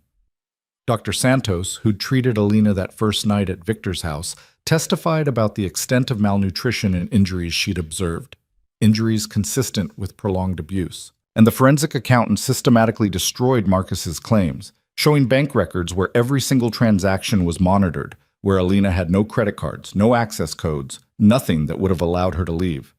Kreese tried to fight back, but he was outmatched and he knew it.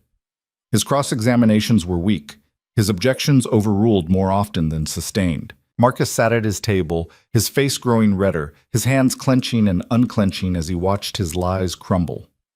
Finally, Judge Morrison called both lawyers to the bench. They spoke in whispers Alina couldn't hear, but she could read Catherine's body language, confident, firm, winning. When they returned to their tables, the judge addressed the courtroom. "I've heard enough testimony today to make preliminary rulings. First, the restraining order will remain in place and is hereby extended indefinitely. Mr. Hayes is to have no contact with Ms. Hayes through any means, phone, email, social media, third parties, or in person. Any violation will result in immediate arrest."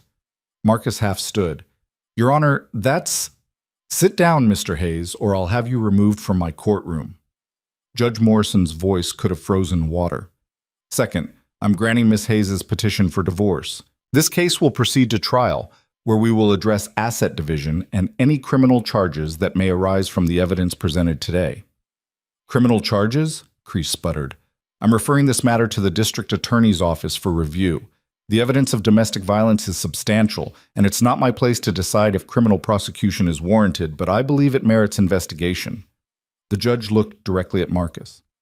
"Mr. Hayes, I want to be very clear. The testimony I heard today paints a picture of systematic abuse, control, and violence. If even half of what was presented is true, and I believe substantially more than half is true, you should be ashamed of yourself." Marcus's face went purple with rage, but he said nothing. "We'll reconvene in 60 days for the divorce proceedings. Until then, the restraining order stands. Court is adjourned." The gavel fell like a judge's hammer on Marcus's lies. Alina felt her knees give out. Victor caught her, holding her steady as relief crashed through her in waves. It wasn't over. The divorce would take months. The criminal investigation could take longer. But she'd won this battle. The judge believed her. The evidence had stood. Marcus had finally been held accountable. Catherine gathered her papers, satisfaction clear on her face. "That went better than I expected. Judge Morrison is tough but fair, and she clearly saw through his act." "What about the criminal charges?" Alina asked. "That's up to the DA's office. They'll review the evidence and decide if there's enough for prosecution. But regardless, the restraining order is permanent. He can't touch you, Alina. Legally, he can't even speak your name." They left through a side exit to avoid reporters. Apparently, domestic violence cases involving potential criminal charges attracted media attention. The SUV was waiting, Thomas at the wheel, another guard in the passenger seat. Alina sank into the leather seat and closed her eyes, exhaustion hitting her like a physical force. "You should be proud," Victor said quietly. "What you did today took immense courage." "It didn't feel courageous. It felt necessary." "That's what courage is. Doing what must be done even when you're terrified." The drive home was quiet, rain still falling in sheets. When they pulled through the gates of the estate, Alina felt herself start to breathe again. Safe. She was safe. The front door flew open before they reached it, and 3 children spilled out despite the rain. "You're back!" Sophia launched herself at Alina, getting both of them soaked. "Did you win? Did the judge say you could stay with us?" Alina laughed, the sound surprising her. "Yes, sweetheart, I can stay." Marco hovered nearby, his relief obvious even through his usual reserve. "So he can't come here? He can't bother you?" "No. The judge said he has to stay away from me, forever."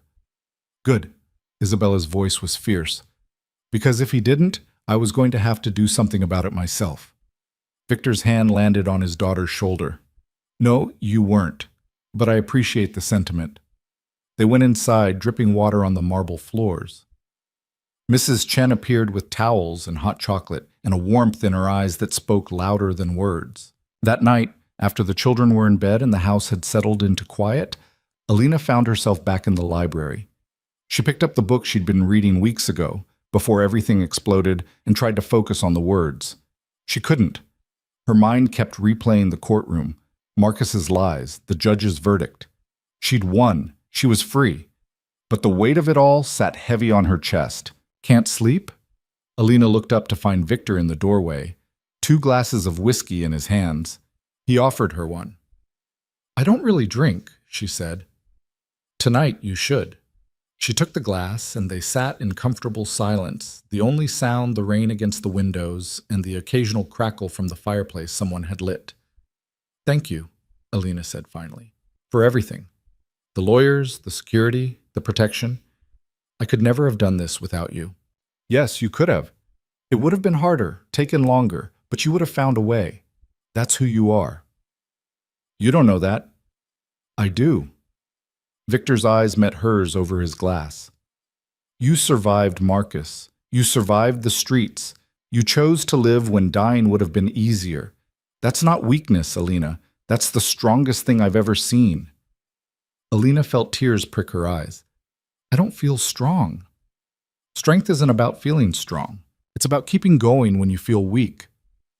They sat in silence for a while longer, drinking whiskey that burned warm and grounding.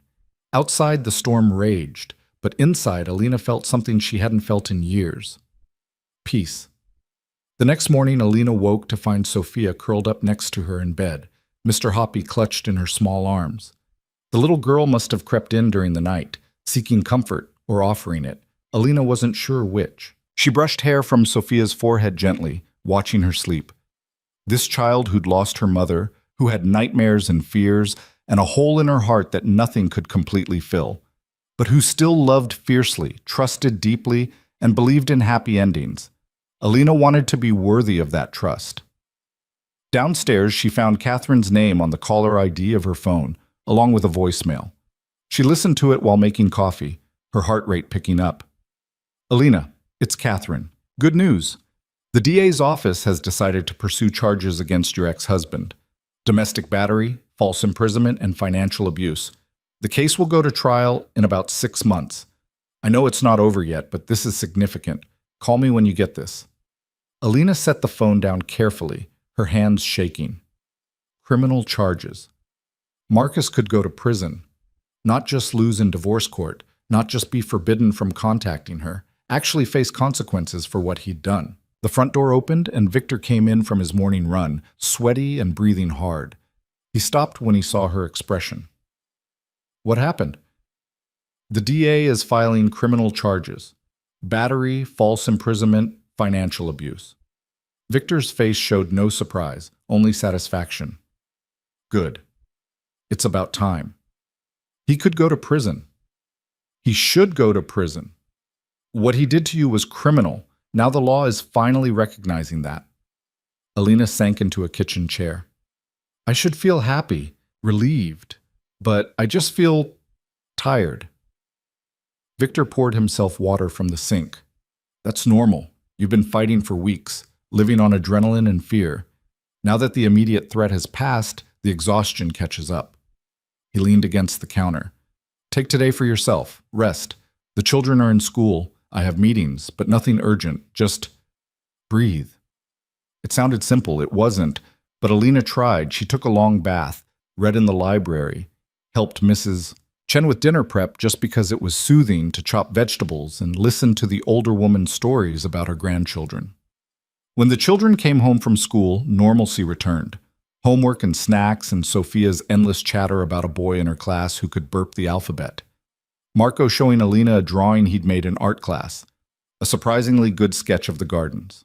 Isabella actually asking for help with her English essay, though she framed it as, "You're not busy, so you might as well." At dinner, Victor made an announcement. "I think we should take a trip. Nothing far, maybe the lake house for a long weekend. Get away from the city. Let everyone decompress." "Can we go swimming?" Sophia asked immediately. "It's March, Piccola. The lake is still freezing." "But the house has an indoor pool, right?" Victor smiled. "Yes, it has an indoor pool." "Then I vote yes." Sophia looked around the table. Everyone else? Marco nodded enthusiastically. Even Isabella looked interested, though she tried to hide it. Alina, Victor asked, what do you think? Alina realized he was asking her opinion not as staff, not as the nanny, but as part of the family, equal in the decision. I think it sounds perfect, she said. They left Friday after school, driving north through Illinois into Wisconsin, where Victor owned a house on Lake Geneva. The drive took 2 hours, filled with Sophia's excited chatter, Marco's gaming sounds from his handheld device, and Isabella's carefully curated playlist that somehow managed to satisfy everyone. The lake house was beautiful, smaller than the Chicago estate, but still luxurious, all windows and modern architecture designed to showcase the water views. There was a dock, a boathouse, and yes, an indoor pool that made Sophia squeal with delight. That weekend was the first time in months that Alina felt like she could truly breathe. They swam and played board games and cooked together in a kitchen that felt warm and lived in rather than formal. Victor relaxed in ways she'd never seen, actually laughing at Marco's terrible jokes and letting Sophia paint his nails bright pink. On Saturday night, after the children were asleep, Alina and Victor sat on the deck overlooking the dark lake, wrapped in blankets against the cold. Thank you for this, Alina said. I didn't realize how much I needed to get away. We all needed it. The past few weeks have been intense. Do you think it's really over with Marcus? The legal battle isn't over, but the immediate danger is. Victor was quiet for a moment. Alina, I need to tell you something about my wife, about how she died. Alina turned to look at him, surprised. He'd avoided the topic carefully for weeks. You don't have to. I want to. Victor's jaw tightened. Alina died because of me. Because of my work, my enemies, my life. Someone wanted to hurt me, so they killed her. Made it look like an accident, carbon monoxide leak, but I know the truth. Alina's breath caught. Victor, I couldn't protect her, couldn't save her.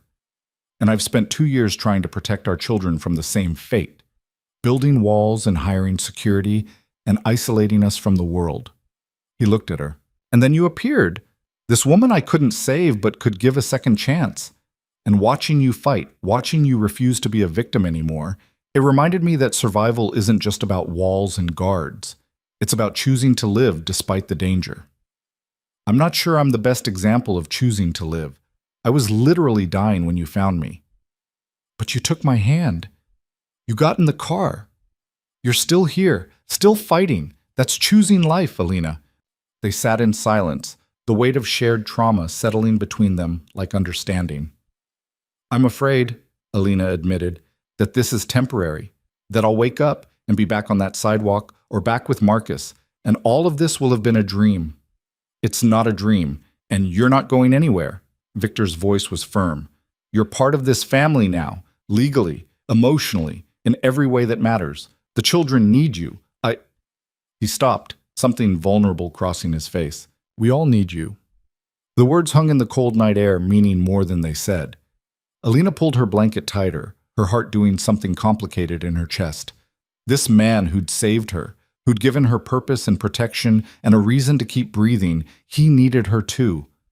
I need you all just as much, she whispered. The weekend ended too soon. They drove back to Chicago on Sunday evening, the children tired and happy, already asking when they could go back. Life resumed its rhythm, school and homework and dinner together. Catherine called regularly with updates on the legal proceedings. The DA's office scheduled Marcus's trial for August, giving Alina months to prepare. But something had shifted at the lake house. The family that had been forming felt more solid now, more real. Alina wasn't just the nanny anymore. She was Alina, the person who helped Isabella with her college essays, who taught Marco to cook his favorite pasta, who had tea parties with Sophia and actually drank the imaginary tea with convincing appreciation. And with Victor, there was something else growing, something neither of them named but both felt in the quiet moments. Late-night conversations in the kitchen, the way his hand would linger on her shoulder when he checked on her, the careful distance he maintained that spoke of awareness rather than indifference. Spring arrived properly, melting the last of the winter ice. The gardens bloomed, and Sophia insisted on picking flowers for the house every day. The The children's birthdays came. Marco turning 11, then Sophia turning 6. Celebrations with cakes and presents and the kind of joy Alina had forgotten existed. And through it all, Marcus's trial loomed like a storm cloud on the horizon. When August finally arrived, Alina was as ready as she'd ever be. She walked into that courtroom with her head high, Victor beside her, the children at home, but sending her strength through distance. She testified again, this time in front of a jury. She let them see the medical records, hear the witnesses, understand the systematic way Marcus had broken her down. The trial lasted 2 weeks. 2 weeks of Marcus's lawyer trying to paint her as a liar, a gold digger, a vindictive ex-wife. 2 weeks of Catherine systematically destroying every lie with evidence and testimony and unshakable facts. The jury deliberated for 6 hours. When they returned, the 4 women stood and read the verdict. On the charge of domestic battery, we find the defendant guilty. On the charge of false imprisonment, we find the defendant guilty. On the charge of financial abuse, we find the defendant guilty. Guilty, guilty, guilty. The words echoed through the courtroom like absolution. Marcus was sentenced to 5 years in prison with the possibility of parole after 3. Not enough, maybe, for 2 years of torture, but enough to know that he'd finally faced consequences, that his lies hadn't worked, that Alina's truth had mattered. She walked out of that courtroom a free woman in every sense of the word. And when she got home, 3 children and their father were waiting to celebrate not just a legal victory, but the beginning of something new. The house was lit up like a festival when Alina returned from the courthouse. Streamers hung from the chandelier, Sophia's handiwork, no doubt. And the dining room table was covered with food that Mrs. Chen must have been preparing all day. The children stood in a line, dressed up like they were attending something important, and when Alina walked through the door, they erupted. "You won!" Sophia launched herself forward, nearly knocking Alina over. "Daddy called and said you won, and the bad man has to go to jail forever." "Not forever," Alina said, catching the little girl and holding her tight. "But for a long time." Marco approached more cautiously, but his smile was genuine. "We made you a cake. Well, Mrs. Chen made it, but we decorated it." The cake sat on the counter, slightly lopsided, with "Congratulations, Alina," written in frosting that had clearly been applied by multiple hands with varying levels of skill. "It's perfect," Alina said, her throat tight with emotion. Isabella hung back, arms crossed, but her eyes were bright. "I told you we'd protect you, all of us together. You did. And I'll never forget that." Victor appeared from his office, still in the suit he'd worn to court, and something passed between them. Understanding, gratitude, something deeper that neither was quite ready to name. "Dinner first," he announced, "then cake. Then Sophia can show Alina the present she's been working on all week." The meal was chaotic and loud and filled with laughter. Sophia chattered about her day at school, about the butterflies she'd drawn that now had a family of butterflies, about how Mr. Hoppy said he was proud of Alina. Marco talked about his science project, something involving volcanoes and chemical reactions that went over Alina's head but clearly excited him. Even Isabella participated, telling a story about a boy in her class who tried to cheat off her test and how she'd deliberately given wrong answers until the teacher moved him. "That's diabolical," Victor said, but he was smiling. "I learned from the best," Isabella replied, which made Victor's smile falter slightly before he recovered. After dinner and cake, chocolate with vanilla frosting, delicious, despite its crooked appearance, Sophia dragged Alina upstairs to her room. "Close your eyes," the little girl commanded. Alina obeyed, letting Sophia guide her into the room. She heard rustling, whispered counting, then Sophia's excited voice. "Okay, open!" Alina opened her eyes to find Sophia holding a drawing. It showed 5 stick figures, 3 small, 2 tall, standing in front of a house. The figures held hands, and above them, the sun smiled down. In careful 6-year-old handwriting, the title read, "My Family." "That's you," Sophia pointed to the second tallest figure, who had yellow hair like Alina's. "And that's Daddy, and that's me, and Marco, and Bella. We're all together because we're a family now." Alina knelt down, her vision blurring with tears. "Sophia, this is the most beautiful thing anyone's ever given me." "Really?" "Really." Sophia threw her arms around Alina's neck. I'm glad you came to live with us. I'm glad you didn't die on that cold night. Me too, sweetheart. Me too. After tucking Sophia in with Mr. Hoppy and reading 3 bedtime stories instead of the usual one, Alina found Marco in his room, pretending to do homework but clearly waiting for her. "Hey," she said from the doorway. "Can I come in?" "Sure." Marco closed his textbook. "Today was good, right? The verdict?" "It was very good." "I'm glad. You deserve to be happy." Marco picked at a loose thread on his bedspread. "You know, when you first came here, I didn't think you'd stay." "Nobody ever stays." "I'm not nobody. I know that now." Marco looked up, and behind his glasses, his eyes were serious. "Your family. That's different." Alina crossed the room and hugged him, this quiet boy who'd let her into his world slowly, carefully, 1 page of writing at a time. "You're my family too, Marco. All of you." Isabella was in the library, as Alina had known she would be. The teenage girl sat in what had become her chair, a book open in her lap, but she wasn't reading. She was staring out the window at the dark gardens, lost in thought. "Mind if I join you?" Alina asked. Isabella shrugged. "It's a free country." Alina settled into her own chair, the one where she'd first sat with Isabella all those months ago, and for a while they just existed in comfortable silence. "My mom would have liked you," Isabella said suddenly. "She would have been happy that you're here." Alina's breath caught. "That means everything to me, Bella." "Don't call me that. Only my family calls me that." Isabella paused, then added, "Which I guess means you can call me that, if you want." "I'd like that very much." Isabella closed her book and met Alina's eyes directly. "I was scared, you know, when you first came. I thought if I let myself care about you, you'd leave like everyone else, like my mom did, even though she didn't want to. I thought it was safer to push you away. But you didn't, not in the end. Because you didn't leave when I was awful to you. You just stayed, even when I gave you every reason not to." Isabella's voice wavered. "So I'm asking you now, officially, please keep staying. Please don't go." Alina crossed the space between them and pulled Isabella into a hug. The girl stiffened for a moment, then collapsed into it, her carefully constructed walls finally coming down completely. "I'm not going anywhere," Alina promised. "You're stuck with me, Bella. Forever."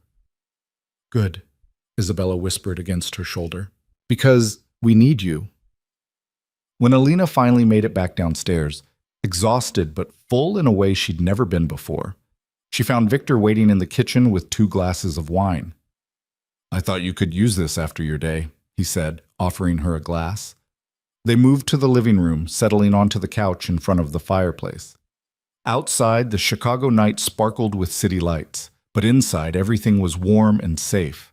"The children really love you," Victor said after a moment. "I don't think I've seen them this happy since before Elena died." "I love them too. They saved my life as much as I helped theirs." "No, you saved yourself. We just gave you a safe place to do it." Alina took a sip of wine, gathering her courage for what she wanted to say next. "Victor, what happens now? With everything? The trial's over, Marcus is in prison, my divorce is final. I'm technically free to go anywhere, do anything. But this job, being a nanny, is that still what I am here?" Victor set his glass down carefully. "Is that what you want? To be just the nanny?" "I don't know what I want. Or maybe I do, and I'm just afraid to say it." "Then let me say it first." Victor turned to face her fully, his dark eyes intense.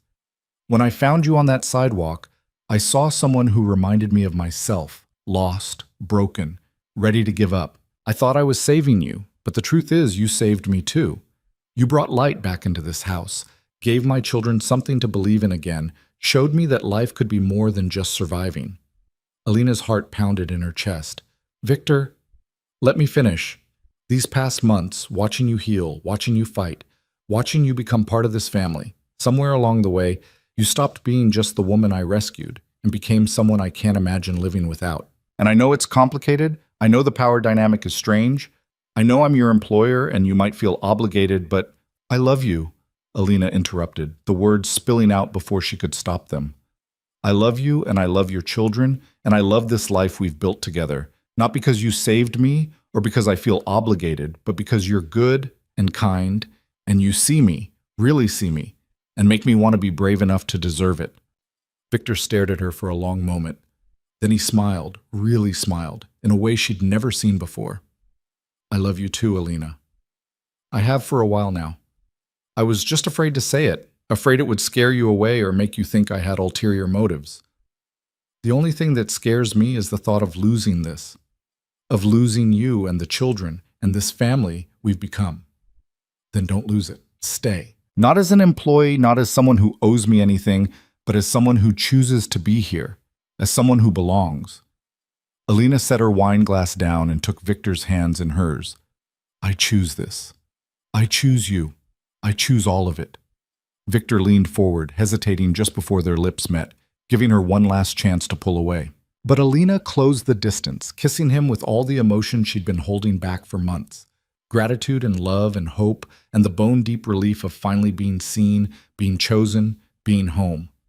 When they finally pulled apart, Victor rested his forehead against hers. The children are going to be insufferable about this. You know that, right?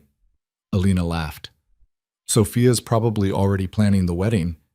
She drew pictures of you in a white dress last week. I saw them on her desk. Of course she did. They sat together for a long time, talking about the future in ways that felt both terrifying and exciting. About what it meant for Alina to be not just the nanny, but Victor's partner. About how to navigate that transition with the children. About the life they could build together. I want to adopt them, Alina said suddenly. Eventually. Not right away, but I want to be their mother, legally, if they want that. If you want that. Victor's expression softened with something that looked like wonder. Alina would have wanted that. She would have wanted them to have a mother who loves them the way you do. And yes, I want that. More than I can say. The next morning, Alina woke to find all three children piled into her bed. Sophia between her and the wall, Marco at the foot, and Isabella sprawled across the middle like a starfish. They were all still asleep, peaceful in the early morning light. Victor appeared in the doorway, coffee in hand, and took a picture on his phone before Alina could protest. For posterity, he whispered. One by one, the children woke. Sophia immediately demanded a family breakfast, which turned into a chaotic affair with everyone trying to cook something different at the same time. They ended up with pancakes, bacon, scrambled eggs, fruit salad, and toast, enough food for twice their number. As they ate, Isabella suddenly announced, "So, are you two together now, or are we supposed to pretend we don't notice?" Marco choked on his orange juice. Sophia's eyes went wide.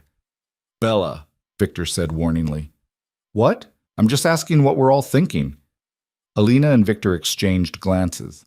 They'd planned to have a more formal conversation with the children to ease into it carefully. But apparently Isabella had other ideas. "Yes," Alina said simply. "We're together, if that's okay with all of you." "Finally!" Sophia threw her hands in the air. "I've been waiting forever. Can I be the flower girl?" "Flower girl for what?" Marco asked. "The wedding, dummy!" "We're not getting married tomorrow, Piccola," Victor said, but he was smiling. "But eventually?" Sophia pressed. Victor looked at Alina, his eyes soft. "Eventually." Marco nodded thoughtfully. "That's good. I like Alina. And you've been happier since she came here, Dad." "We all have," Isabella added. Then, more quietly, "Mom would have wanted you to be happy again." The table went quiet, the weight of Elena's absence suddenly present. But it wasn't a sad quiet. It was acknowledgement, respect, permission to move forward while still honoring the past. "Your mother was an extraordinary woman," Alina said carefully, "and I could never replace her. I'm not trying to. But I promise to love you all with everything I have, and to honor her memory by taking care of the family she loved so much." Isabella's eyes were bright with unshed tears. "That's all we want, for someone to love us and stay." "Then that's what you'll have. I promise." The weeks that followed were a period of adjustment and joy. Alina officially moved into Victor's room, though she kept her own space for when she needed solitude. The children took their relationship in stride, having apparently seen it coming long before the adults did. Catherine called with the final divorce papers. Alina was legally free, her maiden name restored if she wanted it. She chose to keep Hayes for now, not ready to take back a past that no longer fit, but not yet sure what came next. "You could be Alina Moretti," Sophia suggested one evening during tea party. "Then we'd all match." "Maybe someday," Alina said, which made Sophia squeal with delight.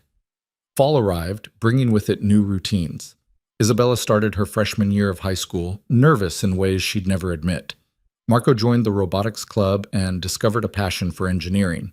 Sophia began first grade and came home every day with stories about her new best friend Emma and their adventures at recess. And Alina? Alina enrolled in community college, taking business classes with the vague idea of maybe, someday, helping Victor with his legitimate businesses. She'd spent so many years with no education, no prospects, that having the chance to learn felt like a gift. Victor supported every decision, every dream, every step forward she wanted to take. He was patient and kind and occasionally overprotective, but always respectful of her autonomy. "You're not the woman I rescued anymore," he told her one night. "You're the woman who chose to stay and build something beautiful. That's so much better." 6 months after the trial, on a crisp November evening, Victor asked Alina to take a walk with him in the gardens. The children were inside with Mrs. Chen, supposedly doing homework, but probably watching television. The gardens were beautiful in fall, all golden leaves and the last stubborn flowers clinging to life before winter. They walked in comfortable silence until they reached the fountain, currently running, water sparkling in the setting sun. "I have something for you," Victor said, pulling a small box from his pocket. Alina's breath caught. "Victor, before you panic, this isn't what you think. Not yet, anyway." He opened the box to reveal a delicate silver bracelet with 5 charms.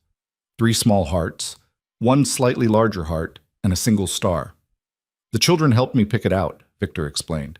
"The small hearts are for them, the larger one is for me, and the star, that's for you, because you're the light that brought us all together." Alina felt tears spill down her cheeks as Victor fastened the bracelet around her wrist. "It's perfect. There's room for more charms. For the moments we'll share, the memories we'll make. I wanted you to have something that showed you belong to this family, even before we make it official." "Before we make it official?" Victor took her hands in his. "I know it's too soon. I know you need time to be free, to figure out who you are outside of trauma and survival. But someday when you're ready, I'm going to ask you to marry me, and I really hope, you'll say yes." "Yes," Alina said immediately. Victor blinked. "Yes? Yes, I'll marry you. Not someday. Now. Soon. Whenever you want." Alina laughed at his shocked expression. "I spent years being afraid to want things, to hope for happiness. I'm done waiting. I love you. I love your children. I love this life. Why would I wait to make it official?" "Are you sure?" "I have never been more sure of anything." Victor pulled her into his arms, holding her like she was something precious. "Then yes, let's get married. Let's be a family in every way that matters." They told the children that night. Sophia screamed so loud the security guards came running. Marco grinned and immediately started planning what he'd say in his best man speech. Isabella hugged them both and whispered, "Thank you for giving us a family again." The wedding was small, held in the gardens on a mild December afternoon. No big production, no society spectacle, just the people who mattered most.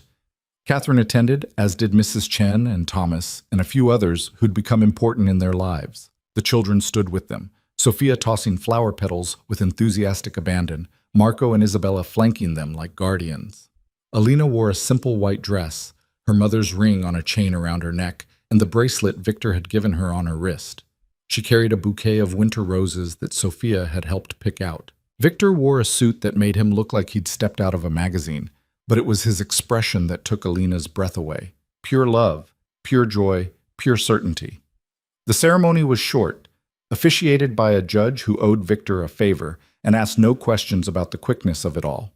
They exchanged vows they'd written themselves, promising love and partnership and the courage to keep choosing each other every day. When the judge pronounced them married, Sophia cheered and Marco wiped away tears he pretended weren't there, and Isabella smiled with something that looked like peace. Alina kissed her husband, and thought about the night she'd almost died on a frozen sidewalk. How impossible all of this would have seemed then, How far she'd come from that broken woman with nothing left to lose. She'd lost everything and found something better. A family who chose her, children who loved her, a man who saw her strength when she couldn't see it herself. The reception was held in the dining room, with food Mrs. Chen had been secretly preparing for weeks. They danced, Alina and Victor first, then everyone joining in, even the children. Sophia stood on Victor's feet while he waltzed her around. Marco slow danced awkwardly with Isabella, both of them laughing. And Alina danced with each of her new children, holding them close, promising silently to protect them the way they'd protected her. Later, after the guests had left and the children were asleep, Alina and Victor stood in the library, the place where so much of their story had unfolded, and looked at the family portrait someone had taken during the reception. 5 people, 5 smiles, 1 family. "Do you ever think about that night?" Victor asked quietly. "The night I found you?" "Every day," Alina admitted. "I think about how close I came to giving up, how easy it would have been to just let go. I'm glad you didn't." "So am I." Alina leaned into him, safe and warm and loved. "I used to think strength meant never breaking, but I was wrong. Strength is breaking completely and choosing to put yourself back together. It's accepting help when you need it. It's believing you deserve good things even when life's taught you otherwise." "You deserve every good thing, Alina Moretti."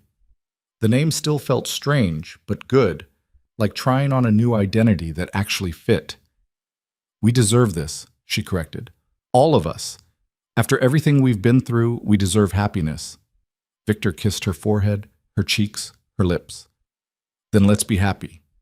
Starting now." And they were. Not perfectly. Life was never perfect. There were hard days and arguments and moments when the past reared up unexpectedly. Isabella still had nightmares about losing her mother. Marco struggled with anxiety. Sophia occasionally regressed, needing extra reassurance that everyone she loved was safe. And Alina herself still had days when she woke up expecting to find herself back in that nightmare, when loud noises made her flinch, when she had to remind herself that she was allowed to take up space and have opinions and exist without permission. But they faced it all together, as a family, as people who'd chosen each other not despite their brokenness but because of it, because they understood that everyone has scars, and the real strength is in showing them to people who won't use them as weapons. 3 years after that frozen February night, Alina sat in the same library where she'd first connected with Isabella, watching her oldest daughter, because that's what Isabella was now, legally and in every way that mattered, work on college applications. "Read this one," Isabella said, turning her laptop around. "Tell me if it's too much." Alina read the essay, a beautiful, raw piece about loss and healing and finding family in unexpected places, about a woman who'd arrived broken and stayed to help piece everyone else together, and in doing so had healed herself. "It's perfect," Alina said, her voice thick with emotion. "Your mom would be so proud of you." "Both of them," Isabella corrected. "Both my moms would be proud." The words hit Alina square in the chest. Both my moms. She'd never asked the children to call her mom, never wanted to replace Elena. But slowly, naturally, it had happened anyway. Sophia had started first, then Marco, and finally Isabella, the hardest one and therefore the most precious. That night, the whole family gathered for dinner as they did every evening, no matter how busy everyone was. It was their ritual, their anchor. Marco talked about his robotics competition. Sophia showed off a spelling test with a perfect score. Isabella debated between colleges, Harvard or Yale or staying closer to home at Northwestern.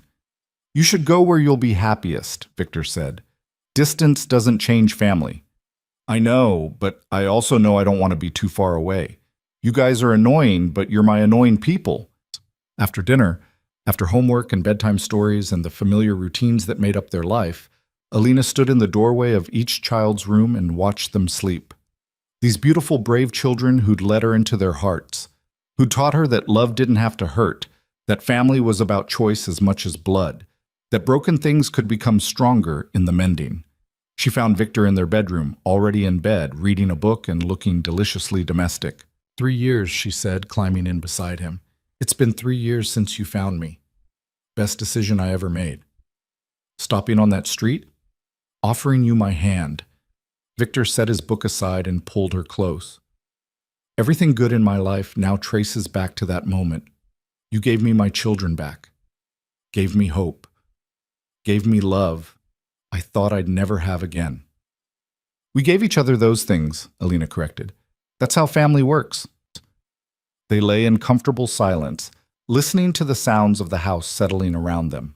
Somewhere down the hall, one of the children was still awake, probably Marco, working on some project. The security system beeped as guards changed shifts, life continuing, safe and warm and impossibly precious. "I'm happy," Alina said suddenly. "Really, truly happy. I didn't think I'd ever be able to say that." "Say it as many times as you want. You've earned it." And she had. Through survival and courage and the willingness to accept love when it was offered. Through choosing to live when dying would have been easier. Through believing, against all evidence to the contrary, that she deserved good things. Years later, when Sophia graduated from high school and Marco from college, and Isabella became a lawyer who specialized in helping domestic violence survivors, they would all tell versions of the same story, about a woman who'd been left with nothing and built everything, about a family formed not by blood but by choice, about strength that comes from surviving the unsurvivable. But that night, 3 years after a frozen sidewalk and a stranger's hand and a choice to live, Alina simply held her husband and thought about how far she'd come. From broken to whole. From victim to survivor to warrior. From alone to beloved. She'd lost everything and found herself. Found her strength. Found her family. Found home. And that, she thought, as she drifted off to sleep wrapped in Victor's arms and surrounded by the sounds of her children breathing safely down the hall, was the best kind of happy ending. The kind you earned. The kind you fought for. The kind you chose. The kind that was really just the beginning.